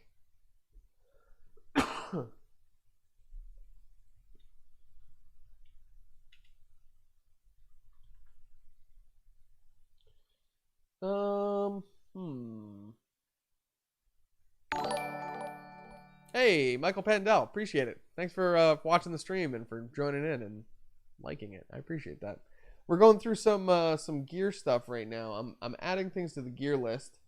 I'll do that later. I wasn't able to find the thing that I wanted to do. But okay, so that's the gear list. You can check out a lot of these things on there. And I think, let's take a look really quick to see if I have this. The most recent bag that I got has been phenomenal. I don't have it on there, so I need to add that as well. Oh, no, it is on there. Okay, so this is this is going to be the Endurax extra large camera bag. It's a backpack, so it's got nice comfortable backpack straps. It's got a chest strap and it has a waist strap. So if you need to put a ton of crap in there, it works fantastic. It has a little tiny slide out camera bag that honestly fits my A6400 and 6500, my 3 Sigma lenses, and some batteries. That all gets stuffed into the bottom compartment of this thing. I'm actually going to go into, I don't know if I have this. I'm going to double check what my stream shot looks like. Okay, all right. So I'm going to pull this over here, and we're going to look at this bag together really quick because I love this thing. It's been super nice. All right, so we'll transition over. Here we go. All right, so this bag, if I can go to the photo, this bag right here has been super, super handy. The bottom compartment on it, the one just over here, is going to be what contains that additional little camera bag. You can stuff it into the bottom there, and then you have room. Like I put my big Sony FS5 camcorder in the top pocket. This entire, excuse me, hiccups. This entire area right here is a big open compartment. There's 2 pockets on the front here. That fits my big hard drive. Let's actually click on the image. So this fits my big hard drive, and then I've got those one of those like Western Digital Pros that are wireless, so you can back things up on the go. It's got an SD card port. That way I can just keep my cards running if I ever run out of cards. And then there's like all kinds of wipes and camera lens stuff that I have up here. You can fit, I have my grips and camera grips on the sides, handles and whatnot stuffed into these pockets. There's another pocket that's identical on the other side. You can hang your tripods off the edge. There's another tripod holder on this side. This is a hard pouch, so I put all my batteries up in there. And then inside this compartment, I can fit my FS5 camera. I can fit my microphones. I can fit my audio recorder, my additional lenses. It's like honestly insane how much crap you can fit in this thing. I grossly overestimate my entire, my needs every single time I shoot with this thing, because I can pack like half my studio in it. Like you can see here, it folds down. You've got space for a tablet. There's also a laptop compartment in it. It fits your laptop and a camcorder. Like it's crazy. It's really, really great value. And I am so happy that I chose this one. It's been super, super helpful. Yeah, that was an epic hiccup right into the mic for you. Oh, geez, I'm moving my thing around. Here we go. All right, let's bring that back. Okay, we'll pull up our chat so we know what people are actually saying. Sweet. Yeah, hopefully someone records a sample of that hiccup and uses it in a song, and then they send it to me and they make a music video out of it. I'm kidding. I don't want that to happen, but it probably will. So anyway, that was Tawheed Balkan's question. Some of the features that I would consider is the ability to, like if it's a backpack, the ability to keep it on you somehow and still get things out of it. So this backpack, you can keep the waist strap on, spin it around, and then you have this bag in front of you that you can open up this compartment, you can open up the front compartments, and you can see everything as you're doing it. It's super, super heavy duty. It feels like a camp bag, and it's fantastic. Cool. Ashley's ready whenever I am, so that means we're getting up to the photo shoot soon. We're gonna do that in a couple minutes. We have like 6 questions left, so we're gonna bust through some of these real quick. Let's see. Arlington Kim asks, what is the best ISO setting if I'm shooting at a dinner party with only candlelight? I can't use a flash either. My favorite ISO setting is always ISO 100. Like, try and keeping it as low as possible. That's the ideal. But what I would do is try and get lenses that are really fast, like f1.8. There's even the Camlon f1.1. It's a 50 millimeter manual lens, so you'd have to dial in all your settings manually. But that's a lens that allows a ton of light to come in. Like there's really nothing else that can kind of compete with that except for the what's that called? It's a 0.95 lens. So that's just a super, super wide aperture, but it is a smaller physical diameter lens. So that means it's not letting in quite as much light as that 1.1, which is it's a pretty big element on that thing. So definitely check that out. The Camlan is very inexpensive as well. I've never actually purchased it because I've been getting Russian lenses instead. But let's see, Camlan 50 1.1. There is a version 2 as well. It says $169. Wow. Okay, so wow. I hear that this thing gets real soft at the edges and all that stuff, so it can be good for like a very specific type of photo or a very artsy looking photo. The Mark 1, the 50 millimeter 1.1 APS-C lens is all manual, but it is for Sony E-mount. You can get it for Sony E-mount as well as Fujifilm X cameras. That one's only $169. I'll probably add that to the list because why the heck not? And then there's the version 2, which I think, yeah, that one might just be, okay, no, never mind. They have them for Micro Four Thirds. They have them for Fuji X. I think that they're going to have them, yeah, Sony E as well. That one's about $250. Still, those are great, great prices for a 50 millimeter f1.1 lens. Like, anything under $400 for anything f1.4 is fantastic, and you're getting an extra like whole almost entire stop of light in there. So that's just bonkers.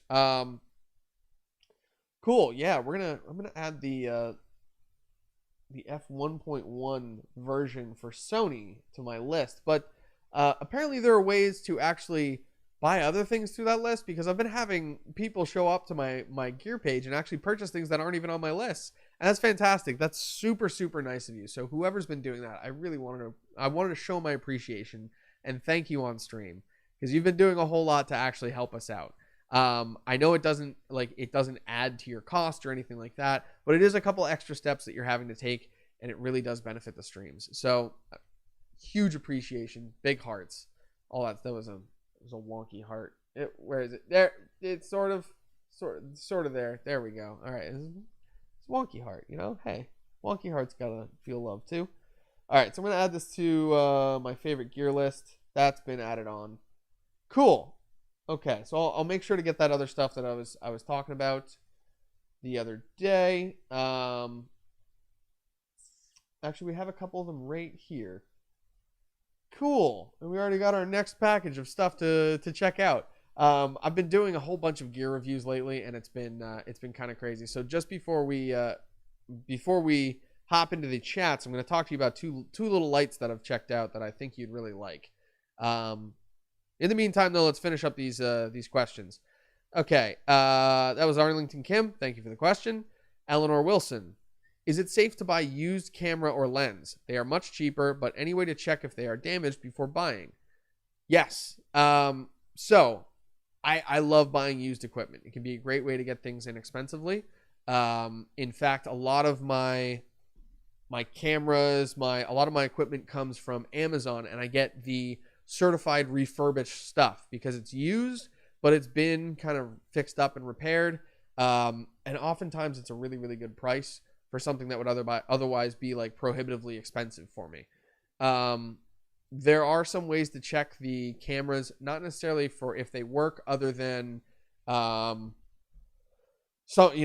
taking new photos of it, or like photos of today's newspaper and sending you images so that you know it's something that was taken that day. These are new images that are taken with the camera. It doesn't look like there's something wrong. Cool, let's buy it. There is some insurance that you can get sometimes where it's like warranty, or eBay buyer protection, things like that. If things just don't work at all, because I know it can be really hard to send those things back to independent sellers. It's definitely worth it, though. There's a lot of used places where you can find stuff like Adorama, BH Photo Video, Amazon even. And then there's smaller places like, locally for us, Dan's Camera City is the place to go for used camera equipment. They've got some great stock, and there's always things that are kind of switching out. And they also have other locations that they can get items sent in. Those are good situations to buy used, because you can actually check the item out beforehand and be like, hey, can you put a battery and a lens on this? Let me check it out. I want to see if it works. So, do your research on different platforms, see if you can find some good deals, and, try things out. But try it out as long as you have protection. Just try and make sure that you're not going to get swindled by anyone, because that can definitely be a thing where they change the listing afterwards and say, oh no, I meant to sell you a not working camera. That's what it says in the listing, and it's like, yeah, it didn't say that when I bought it. So take a screenshot of your listing before you purchase, do all that stuff, just do your due diligence, and you should be fine. Oftentimes the people that you're going to be buying these things from are other photographers, so they care for these things as well. Like these pieces of gear have been their livelihood, so it's almost like oftentimes they don't want to sell it, so they're going to find someone who's going to treat it right and do it some justice in the future, hopefully. Anyway, here we go. Okay, this is Kaylee J. What is the best universal lens to use if I travel a lot but do not want to carry more than one lens? There's a lot of great lenses out there, but the one that I've really fallen in love with for general work is the 18-105 f4G lens from Sony. This is a lens. It's an electronic lens, so you can get some electronic zoom and some nice like power zoom shots. It has a little zoom thing on it, so you can even use it on the actual lens itself, even if you don't have like a power zoom thing like this or like that. because I have a little power zoom button on this camera. You can get remotes for your Sony cameras that are like real inexpensive. This thing's like $15, I think. Yeah, and these do a great job of allowing you to like, clear image zoom into a shot. I'm now at 1.5x crop, and it still looks like 1080p because it still is 1080p. It's on a 6K sensor. It's crazy. It's A6400. Beautiful, beautiful camera. Yeah, all around lenses, the 18-105 f4 is fantastic. It's a constant aperture lens, so it doesn't like darken as you zoom in. Great for photos, great for video. It's got stabilization in it, so it's great to slap onto an A6400 and walk around and do vlogging even. But then there's other stuff like Tamron has a 24-75, which is just really, really good. It's a full frame lens, so it acts more like a 35-105 or something like that. And it works really great as like a walk around lens because it's f2.8. So you can do stuff in lower light conditions than you could with the f4 lens. They both have pretty big wide physical diameters, so you get a good amount of light with those. Every sort of brand has their own version of those lenses too. Sometimes you just have to seek them out and kind of look at third parties too. Like I had no idea that Viltrox, which is a company that I buy lights from, had such a great 85mm full frame lens for Sony. I got that maybe 4 or 5 months ago, and we used it for a couple weddings since then, and it was beautiful, beautiful lens. Super happy that I got it. It was under $400. So it's not necessarily about the cost of the lens. You really have to like read reviews on these lenses and see which ones work great with the camera that you're going to be using. Because while I'm using Sony cameras with Sigma lenses might not adapt really well to like Canon or Nikon bodies or Pentax or something like that. Like if you have a specific camera, look for lenses that are like legendary on that camera itself. And also don't be afraid to look at Russian manual lenses and adapt those to your mirrorless cameras, because those can be dirt cheap, but then also give you really, really, really sharp results, like crazy sharp stuff. A lot of these were on 35mm film cameras. So that means they had really, really high resolution. Like, I mean, the equivalent of like 24 to 35 megapixels nowadays. So you can get some really beautiful images with film because you're able to control the amount of grain and all these different things. But you're actually taking a 35mm still.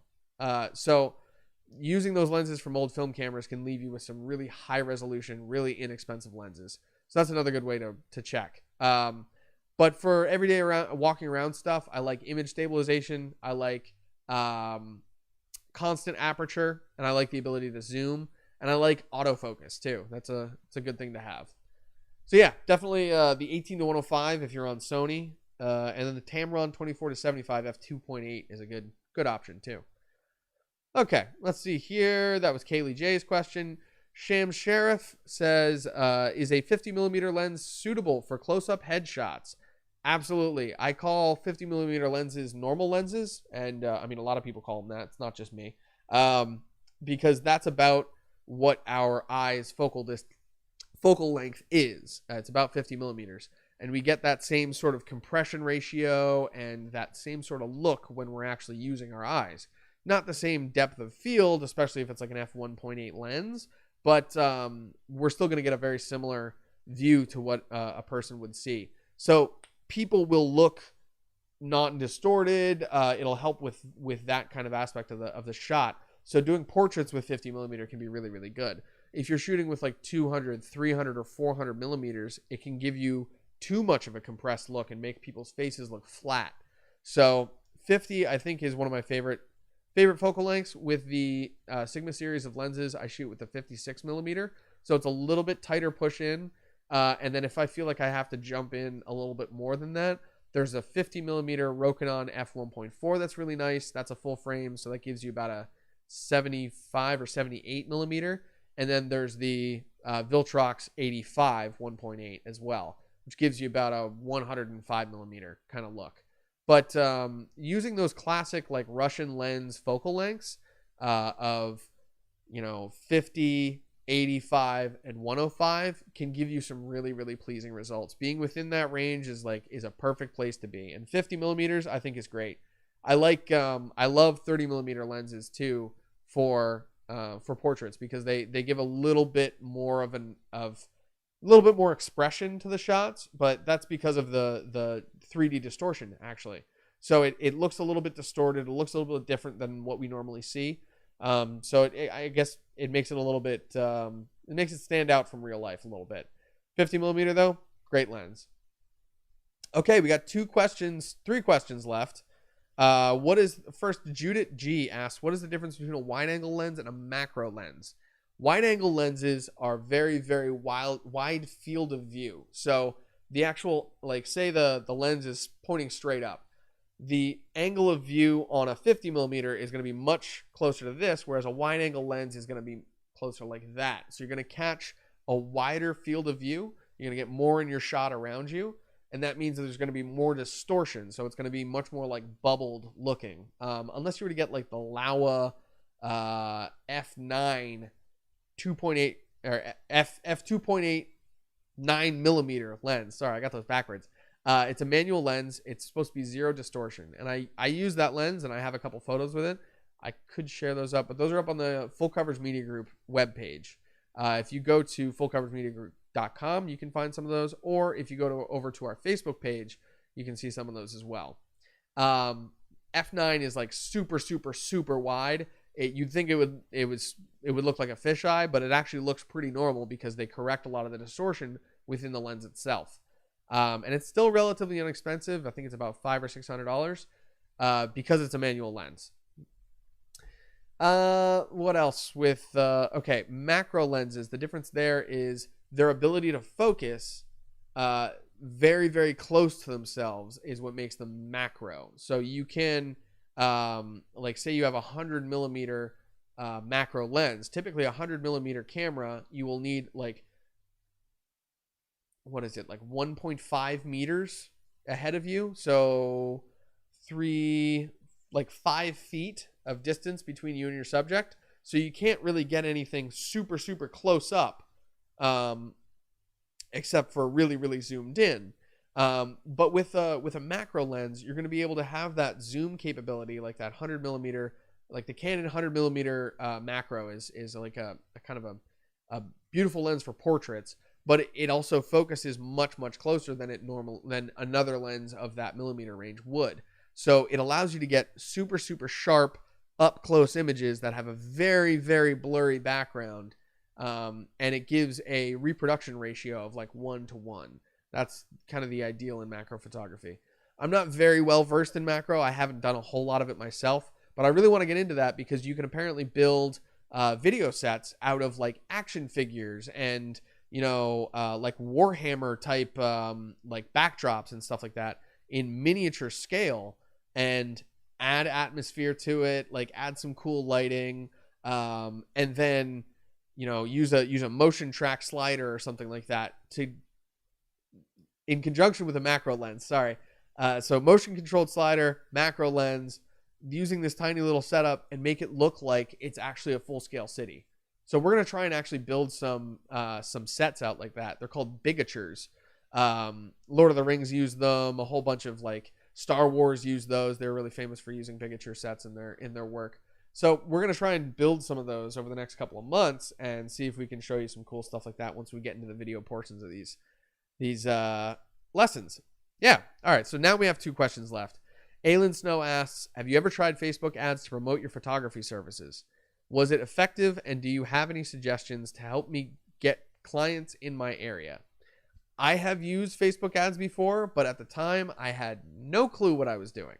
So what I would suggest is find someone who's well-versed in social media marketing or Facebook AdWords or Google AdWords or something like that. Someone who works with those on a daily basis, who can really understand them and help you get to the point where you can actually use them. Because before you even use AdWords or advertise on Facebook or anything like that, you really need to figure out what AdWords are really going to work for you and what keywords are going to be your demographic. Once you can figure out more information on the traffic that's coming your way, on things like that, then Facebook ads are really going to start to work. That way, you'll be able to target your audience exactly and find people who are in your area and not spend, a whole bunch of money sending out that ad to thousands of people that don't need to see it. Instead, you'll be able to hyper target the people who do actually want your services and purchase them from there. So I have a friend who just created a brand called Def Created. They're a social media marketing agency, and I'll see if I can share some information on them in here. I'm not sure if they're public yet, if they're taking on clients, but they would be a fantastic option for this kind of thing. They do consultations, and they can help you figure out the next steps that you need to take before you can really even start thinking about Google AdWords. And there's also tons and tons of advice that they have on free methods to advertise yourself in your area, to stand out from the crowd, and to really get some traction on your advertising and your online marketing, even if it's not like your buying marketing. So actually I did an interview with Foley, so we can totally share that podcast episode in the links below. I'll see if I can pull that up really quick.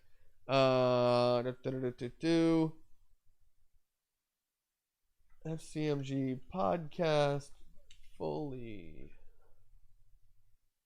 Okay, yeah, here we go. You want to start off with a little cheers? Woo. This is a fun episode. Foley and I spend about an hour and 10 minutes chatting, and I know you all are used to long form content, but it was a really good chat. He has a lot of value that he offers. Here's the link. I'm going to pop it right into, there we go. It's in Restream now. It should pop up right, where is it? There. Haha. Cool. So he's very, very knowledgeable in that field. He's been doing deep dives into social media marketing on Instagram, Facebook, and a bunch of other platforms for over 3 years at this point. I remember when he hopped in a van with his girlfriend, and they started to work and live remotely while driving across the country and doing drumming and all this stuff. And he was managing a YouTube page. He was doing working in a band. He was working remotely. He was working for these companies as he would go through towns. It was really amazing to see, and he got such a great overview of social media marketing through doing that intensive deep dive. It really was a really cool experience for him, and it's really awesome to hear about it. So if you listen to that episode, you'll be able to hear him chat about that and kind of give some advice on the top 5 things that you can do for, I think it's the top 5. Let's see here. Foley's top 5 digital presence tips. So he goes through those tips with you. I'll give you the keywords from them. His top 5 tips were authenticity, consistency, building backlinks, validating with engagement, and of course, content is king. So if you want to hear more about those subjects, definitely watch that episode that I just shared in the chats there. Hopefully you'll get some value out of it, and you'll be able to hear some of what can answer that question for you in a little bit more in-depth fashion. I'll definitely share his information once they go public. I'm not sure if they're public yet, but Def Created, keep an eye out for them. Okay, last question for the day. Kasha Uday asks, I sent a quote to a potential customer, but they haven't responded. How long should I wait before I follow up? I don't want to seem desperate, but I don't want to lose the client either. Thank you. Thank you for your question, Kasha. It's a fine line to wander on that one. I do that fairly often with clients where if I don't hear back from them within 24 hours, I typically send a message and say, hey, if that doesn't work for your budget, you have some other options. I just make sure that they know all the information. But at the time, when I do give a quote, I like to give a quote all right, what you're looking for is going to cost this much. Here's what you get out of that, and here's why that's beneficial. That's what it is. And then I just kind of leave it at that. And then if they haven't responded, again, like I said, within 24 hours or so, weekly is kind of standard, Ashley mentions. With my with my style of doing media, I'm used to people being like, hey, I need you in 2 or 3 days. So it's real short time frames for me. And if your time frames are like that, hit them within 24 hours, wait a day, let them give you a response. But if they haven't responded by the time you had that conversation the day before, send them another message and just let them know that there are either options or more information on your quote. You can be like, hey, just let me know what your needs are, and we can fine tune things for you. I like to do that kind of approach where it's like, hey, let me know what you need and we'll figure things out. Rather than, a photo shoot with me is X amount of money. And I don't try to slam barriers down like that. I like to kind of discuss their needs first, figure out what they're looking for and what they're expecting, and then give them something that's a little more finer tuned to their needs. And then if they don't respond within a couple days, that to me typically means that, okay, I gave them too high of a quote. They're not gonna like that too much. Typically, if you give a quote that's too low, they'll respond immediately and be like, hey, yes, absolutely, that's fantastic, blah, blah, blah. And then you're like, okay, there's something more in this gig. So yeah, definitely, you can always touch base and say, quote, Ashley says, quote, did you have any questions on the invoice or quote? That's a great idea. Yeah. So in other words, not every 5 minutes. That's really the key there, Kaylin. Kaylin makes a really good point there. Not every 5 minutes. So you really want to do one response after 24 hours. You don't want to hit them with like 5 email messages or anything like that. That's obviously going to come across as desperate, and no one wants to show off that way. So keep your communication to the minimum if you can. But if they haven't responded in a couple days, give them a little reminder there. Okay, so we're actually going to go on a little bit of a break for a bit, but don't go anywhere. Just keep this video running in the background. You'll hear some nice, pleasant tunes from artlist.io, which is a great resource for, this isn't sponsored, by the way. This is just a place that I like to use. Artlist.io. They have some great music. They update their catalogs very, very often. So I'm going to play some of the music that I have from them and put you on a Be Right Back screen. And we will literally be right back. I've got some setup to do before we can do the photo shoot, but Ashley's going to come down and she's actually going to be involved in this one. We're going to have us both mic'd up. We'll be able to chat with you guys and kind of hang out over there in the actual studio itself. And should be a lot of fun. So we'll be back in a minute. I will see you soon. Thank you for watching, and don't go anywhere. We'll be back.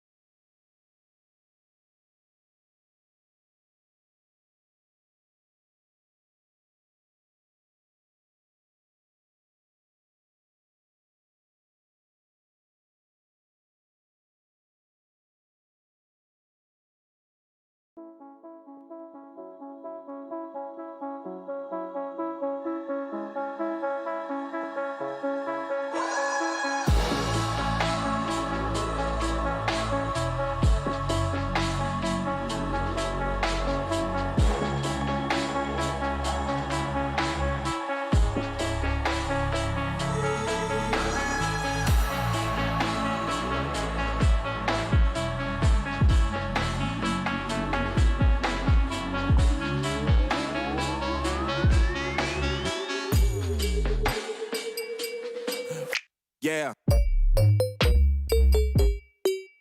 Yeah. What? Yeah. Yeah, yeah, yeah. Load it. Yeah. What? Yeah. Yeah. Yeah.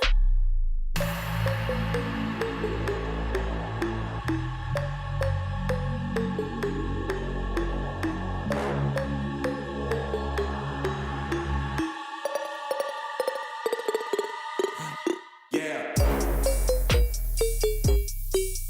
Yeah. What? Yeah. Yeah, yeah, yeah. Yeah. What? Yeah. Yeah. Yeah.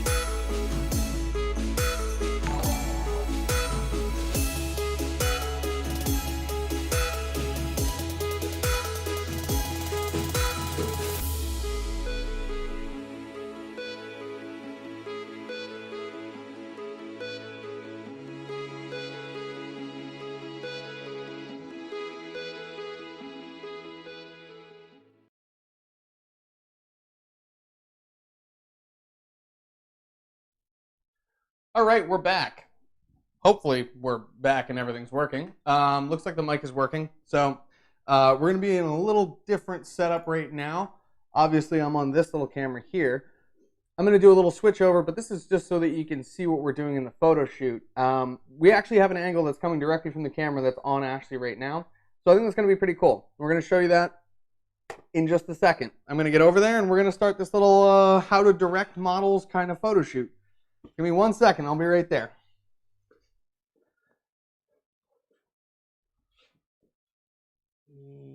Yep. Cool.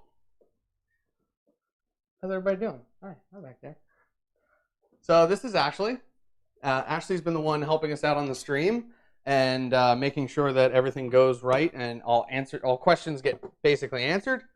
It's been a huge help in making this happen, and I know I couldn't have been doing it without her. So I really appreciate her help. Let's get up the...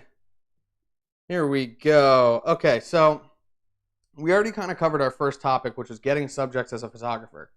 The next part that we were going to talk about was getting to know your subjects. So this happens to be our subject for today. Ashley's here helping us out. So what I mean by getting to know your subject, and here I'll join Ashley here in the shot for a second. I should be on this side. Okay. What I actually mean about getting to know your subjects is like getting a rapport with them. So being able to talk to them and have like a level of comfort between the two of you. It makes a big difference if you can, take photos of your friends or something like that. People that you can make them laugh, you can make them smile, you can make them think about serious times in their lives and get some really cool photos that way. So let's get started here. There's a couple. Actually, I'm gonna go back to the other shot for a second. This is interesting. Learning a new setup here. Okay, so we're gonna pop back to this little camera. Hopefully that works. Beautiful. Okay, so I've never really done this before with Ashley. So what I'm gonna do is run through my typical basic setup. So what I like to do is you get the model sit there or the person that you're taking portraits. You get them in a spot. You get them well lit. You do the kind of lighting that you want to do for that shoot, and then you'll set up your hand motions. So what I like to do is my thumb is your chin. So if I go like this, you go chin up. And as you're telling the person that you're working with, as you're telling them these hand signals, you want to mirror them with your own face. You want to literally show them like, okay, if I go like this, go like that, your chin goes up. If I go like this and go down, your chin goes down. And that's so that you can control the up and down of the person's head. Also, you can use that same thumb to go left and right and go, all right, we're going to go this way, we're going to go that way. Right? So little tiny movements. You tell the person that. And then you can also do head tilt. So this is going to be your tilt this way, tilt that way. And then that controls basically all the axes of the head that you're going to need. That way you can kind of control the entire photo shoot. The other thing that I like to do is two thumbs is going to be your shoulders. So if you turn your shoulders this way, you're going to be turning like that. And you kind of show the person, you give them an example of what you're doing as you're doing it, of what you want as you're doing it. That just helps give a little bit of a visual reference and helps them understand what you're trying to say a little bit easier. But that can be a big step in like bridging that communication gap. So you're not going like, hey, can you and then you don't know what to say. They don't know what you mean. They got uncomfortable, and everything starts to kind of grate just a little bit. So you got to keep it. Okay, cool. This is still working. We've been having some trouble with freezing with the black magic. So just let me know in the chats if this thing just like freeze frames at any point. Okay. So let's see. The other topics here: getting to know your subjects, conversing with your subjects. Another big thing that I learned from photographers. Alan Dean was the photographer that I was working with when I learned this. He said, flirt with the girls and piss off the guys, which not necessarily my approach, but that's one way of doing it. You can literally use conversation to gain emotional responses from your subjects. So his type of photography was like really intense, like really, you see emotion in his shots. His corporate headshots were much more muted, but like his musician headshots and all that stuff, you could really tell the style of music that they could play from their headshot, which was really cool. But what I like to do is sort of just talk to people, see what makes them laugh, find out the points where they're nervous and sort of give them a point of ease there. So what I try and do is figure out like how to make my subject relax and then how to make them laugh. Those are my two sort of steps that I go through. So how to make a subject relax that's one thing. So let's go over here and we'll chat with Ashley really quick, and she'll be our on-camera model for this. Hui. Okay. Hey, yeah, it's working. Cool. Okay, so I'm gonna get behind the camera over here. Oh, okay. All right, so Ashley, we're doing some headshots today. These are simple headshots. We're just gonna get some nice corporate shots for you, right? So we're gonna get you. I mean, you're obviously very gregarious and comfortable in front of cameras. I feel like it's not gonna be. Yeah, seriously. It's not gonna be too hard to get you to relax, but at the same time, this is a live stream, so there's that added pressure to it. So being able to get someone to kind of chill out and relax in front of a camera is a big thing. And honestly, just sort of talking like this to someone can really help with that. Just getting their mind off of what we're actually doing and being like, all right, so these are going to be headshots for your Facebook profile. I think we'll be able to get some really nice shots today. And this lighting looks awesome. Also, your hair and your outfit looks great. I'm really glad that you wore a solid color today. Like, we don't have to work with stripes or anything that can cause like moire or weird, weird artifacts in your shots. Fun fact, he made me change 3 times this morning. Ashley's first choice was a very striped shirt, and I talked to her about it. I was like, I like that shirt. It looks really cool, but we may want to get something, because stripes can create like artifacts in your images and create some weird sorts of effects there. So we definitely don't want to have that too much going on. Is this 3-point lighting is what Asama D is asking? Asama D, yes. This is 3-point lighting. We have one light up to Ashley's front left at about a 45-degree angle. Nope, that's this one over here. Yes. So there's this light. You can see me creating the shade there. And then if I go over to this side, we also have another light on this side. This is our fill light. But it's actually this little light in the background.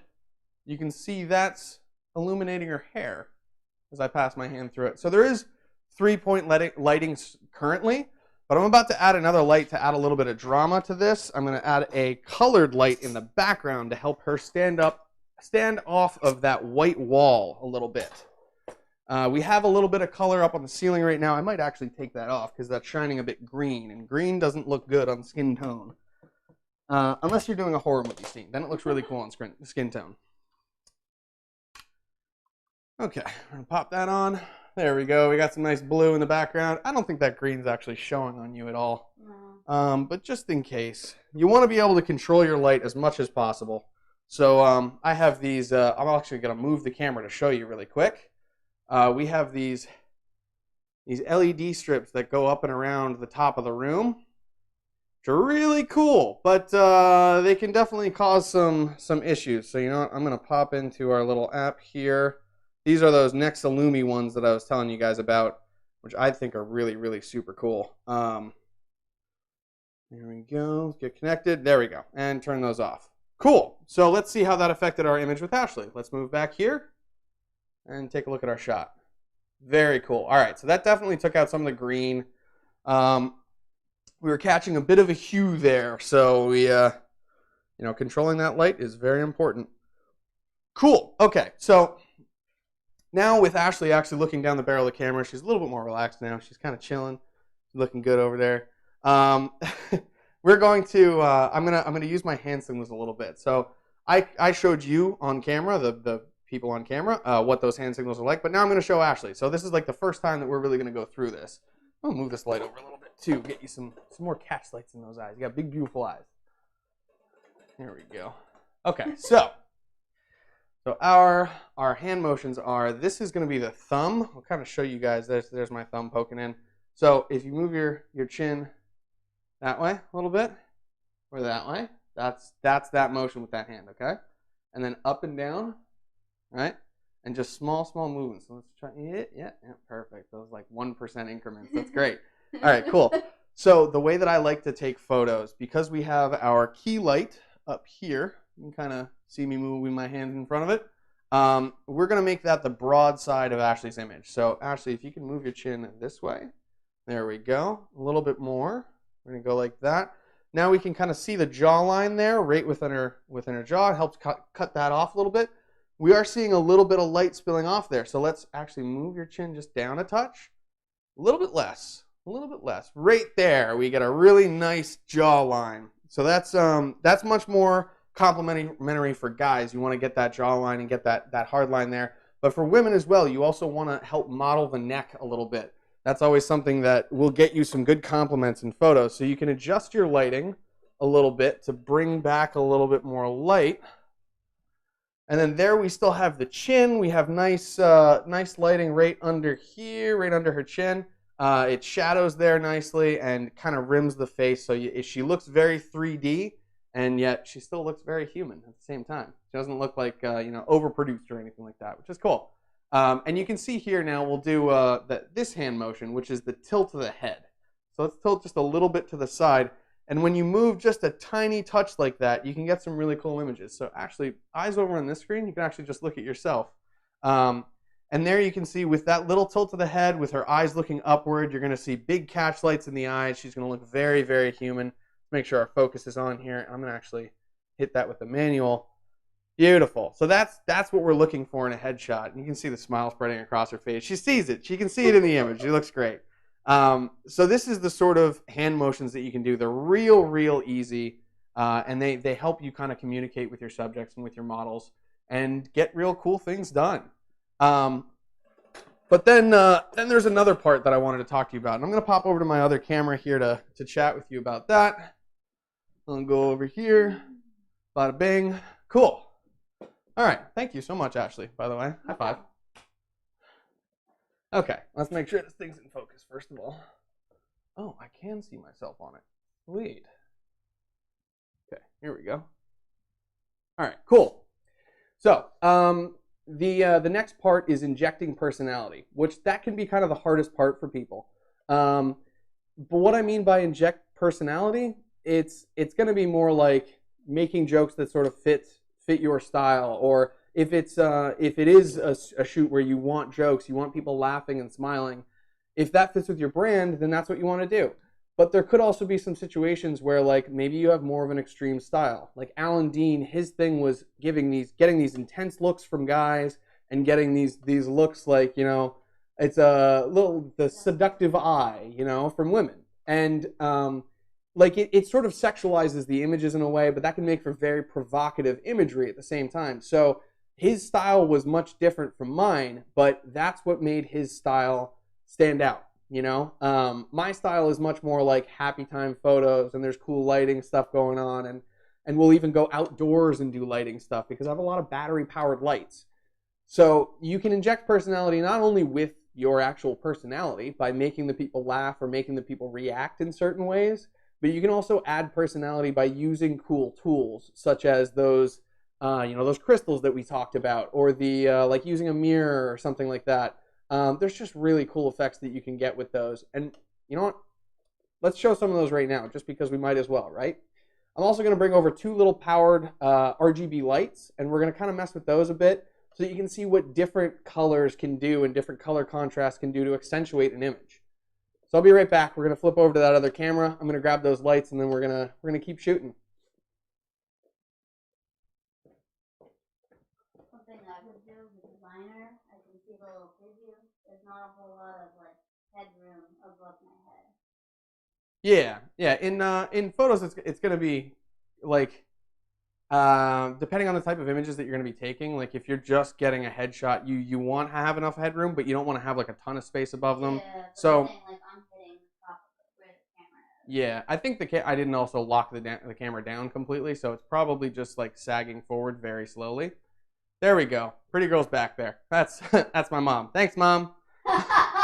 Okay, here's we got a couple camera lights here. I'm gonna grab let's see, things to change the image around a little bit and inject that personality. Cult of personality. Uh-oh, copyright strike. What are you doing? Here we go. Where did I put those crystals? There they are. Okay, I found my crystals. Okay, so we talked about these a little bit last time. I showed you some of the effects of these crystals, but this going through a 50 millimeter lens is going to be a lot better than going through the I think it was the 16 millimeter that we had last time. Subject too now. Yeah, we have an actual text subject who isn't Godzilla. It's much prettier than Godzilla. Okay, so one of the first things that we talked about last time was using CDs of different types. Let's see if that's not going to autofocus because I turned off the autofocus. Let's turn it back on. CDs. Using CDs of different types can give you different effects. Can look really cool. So there's Ashley again. Let's mess with some things in the foreground of the lens. All right, so here we have Ashley properly in frame. Really, I would typically flip this. You're beautiful, Ashley, just gorgeous. Typically, I would flip the camera so we're in portrait mode, but today we're just going to do it in video so it doesn't show up all weird for you guys. So here's the kinds of things that you can add in with these CDs. All of a sudden, you just get like big blue streaks and reflections and whatnot. Especially when you have big colorful lights or your room is very colorful, you can do this stuff really easily. And you can even use multiple lenses, multiple CDs if you're actually on like a tripod or something like that, or if you have another person operating these for you. So you can create some really cool effects just by adding these in. And you can see how taking images through these would give you some cool flares and whatnot. Like there, we're getting some rainbow coming into Ashley's shot right there. This is literally just 2 CDs. So you can get those, I mean, probably out of your car, but you can get those at a dollar store for, you know, a couple bucks for a pack of 5 CDs. All of a sudden, you got a couple to work with. Now, the reason why CDs work so well is because they're reflective surfaces. So if you use anything else that is a reflective surface, such as a mirror, there you guys are, that's what you look like. Reflective surfaces can be really cool. You start adding these in on these longer lenses, they're going to come in much more subtly on the sides. So like I could actually reflect a light from another part of the room. That'll show up real direct, or I can show, you know, other weird parts of the room, or just a lens flare, you know. So let's get like one of these like little light flares up here. You can also do cool things where you start reflecting like actually halves of the image. So you can do like split images in a way. So here's a cool example. I'll do one here and try and get myself in it. So what is that showing? That's showing Battery pack or something. that's showing like that light over there. So I would have to be like there you here. There, I'm starting to get in the image. But I have to be back far enough in order to make it.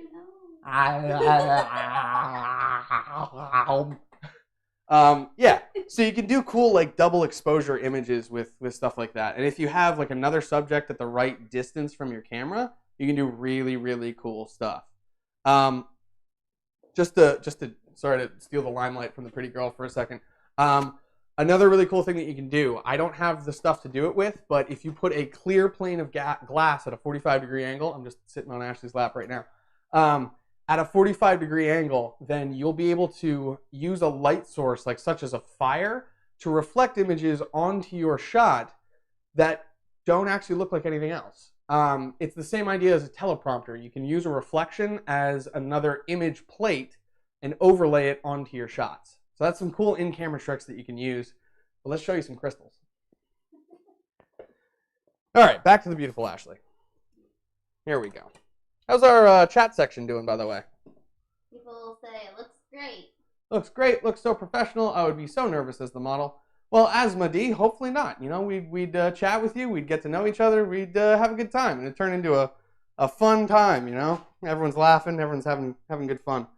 So these are crystals.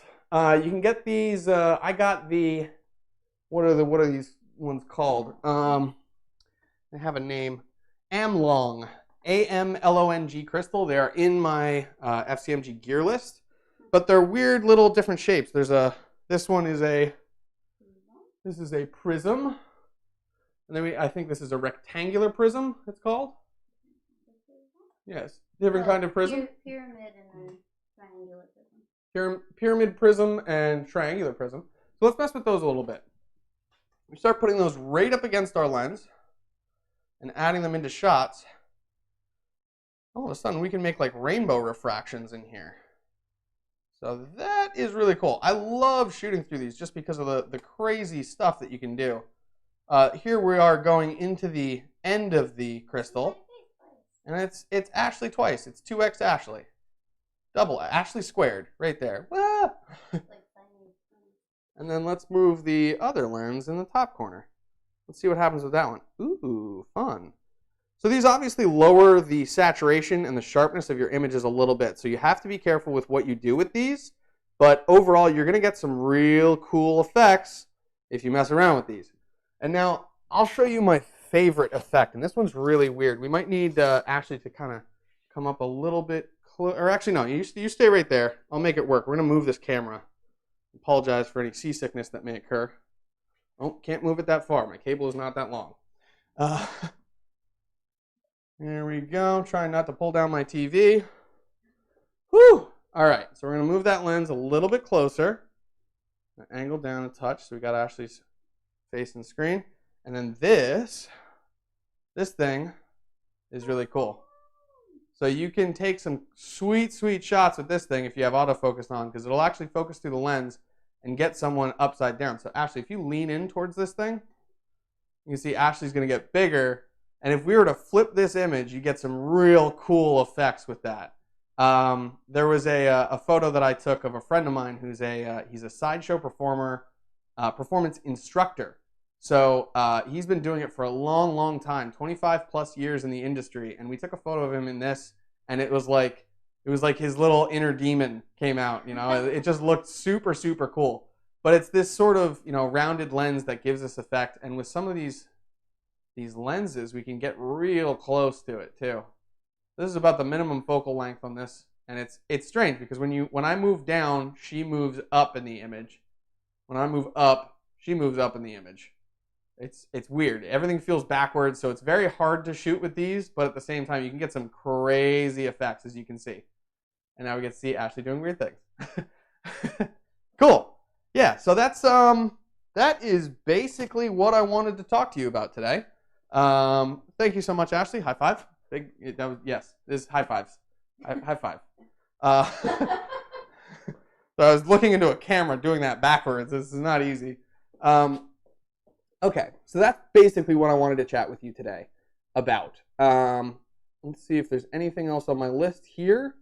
Are there any other lighting setups you want to show people? Well, we did our lighting setups. The other lighting setups you're going to be able to find in our last episode. We did we ran through like badger lighting and loop lighting and all kinds of weird ones like that. But yeah, today I wanted to cover getting subjects. So how to find like bottlenecks at work or how to find those first gigs. You have a question from Giacomo. Oh, I have a question from Giacomo. I'm going to answer that in a question. Wanted to get through getting to know your subjects and conversing with your subjects and also injecting personality into the session. And that's with both your actual personality and how you talk to people, how you interact with them during your shoot, and also using like weird things to inject your actual creative personality into the photos themselves. You can do tons of stuff with these too. You can take them into Photoshop, do all kinds of compositing, and we'll get to that soon. We're going to be continuing this How to Be a Better Photographer series, and we will definitely have some stuff on editing and Photoshop later on. So stick with us. Definitely come back for more. In the meantime, we're going to look at some questions here. I'm going to hop around to the other side so I'm back on that original camera so everything looks all nice for us. And then we'll chat about that question.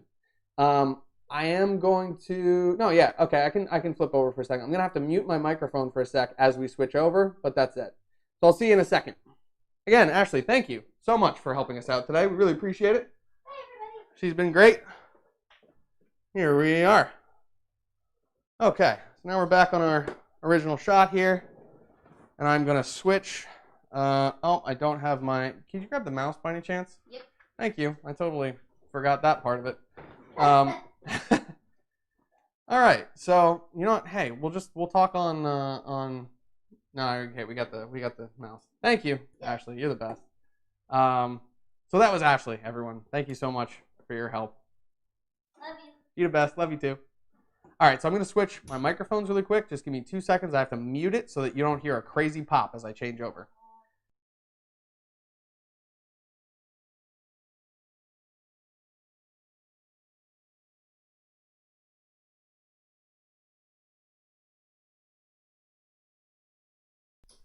There we go. That should be better. Okay, so thank you everyone for watching. I just wanted to pop back here so I could, as always, thank you. And see if there are any other questions. I just wanted to pop open the chat really quick. That's right, Giacomo Giorgiani. What are the main things you should focus on when shooting portrait in terms of pose? According to which you tell to move the chin or the shoulders, what should you try to achieve? Okay, so here's the basic way that I kind of look at it is depending on your different models. I'm going to pull out this lavalier at the same time. So depending on the models that you're working with, there's going to be like a point to the shoot. So if you're taking photos of a businessman or a businesswoman, the point of the photo shoot is to make them look powerful and to also make them look very complimentary. Like, so they look, they look healthy and fit and all this stuff. So there's a bit of contradiction there. For instance, taking photos to make people look powerful, you typically want to take them from a lower angle, like you are looking up to them, literally looking up to them. Those types of shots, though, at the same time, they can really show off the under chin of someone. Like I don't have one because I have a giant beard, but when the shadows fall or don't fall under the chin, it can make it look like people have 2-3 chins, which is not a complimentary look for anyone, especially if they don't actually have 2 or 3 chins. So shooting from a little bit higher can help alleviate that. It'll create a sharper line on the jaw, and even actually raising your lighting because of that can help as well. So like for instance, if you want someone to look like they do not have any extra chins, take them outside for a photo shoot. Have it be closer to midday because the sun is going to be higher and that light source is going to be much more downward directional. You might have to bounce some light or fill some light so that their eyes don't get fully raccooned. Like as you see, if I lean in too close to my light. So you kind of have to be careful there a little bit with how you light your models, but you also have to be aware of like the image that you're trying to achieve. So if you want them to look beautiful, or if you want them to look powerful, or if you want them to look angry, or if you want them to look mean, or if you want to, if you're taking concept photos for a film and you want to make this character look evil, you can take some photos from below, lighting behind, really dramatic stuff, and put them in shadows and all that. So it really depends on the emotion that you're trying to portray. But there's tons and tons of tutorials about how to move lights in order to achieve certain emotional effects. But for that, instead of looking for photography lighting tutorials, try looking at videography lighting tutorials, especially like cinema lighting, because those tutorials are going to be much more based on like emotion, but also emotion over time. So it's like you're going to be taking a shot and you're going to be moving the camera in a certain way, and you can kind of tell, okay, they're moving the camera that way because in this position it has one feel, and then at that position it has another feel. So they're moving more towards that feeling. It's the change of feelings over time in film. Whereas if you can pinpoint, okay, this look right there at this point in the film works with this feeling, then you have a real strong ability to light according to how you want your emotions to play through. So that's a great question, Giacomo. Maybe we'll do some more intensive work about that soon. I got to look at the material for the next couple episodes and see which one that could possibly fit into. But that would be really cool to talk about that stuff and show that off. Well, I'm real happy overall today. The Black Magic has worked really well. I think the key has been to set all of these cameras to the same settings and make sure that the bit rates are very similar. And because like right now, this one is shooting in 4K, but it's outputting a 1080p 24 frame per second signal at 50 megabits per second.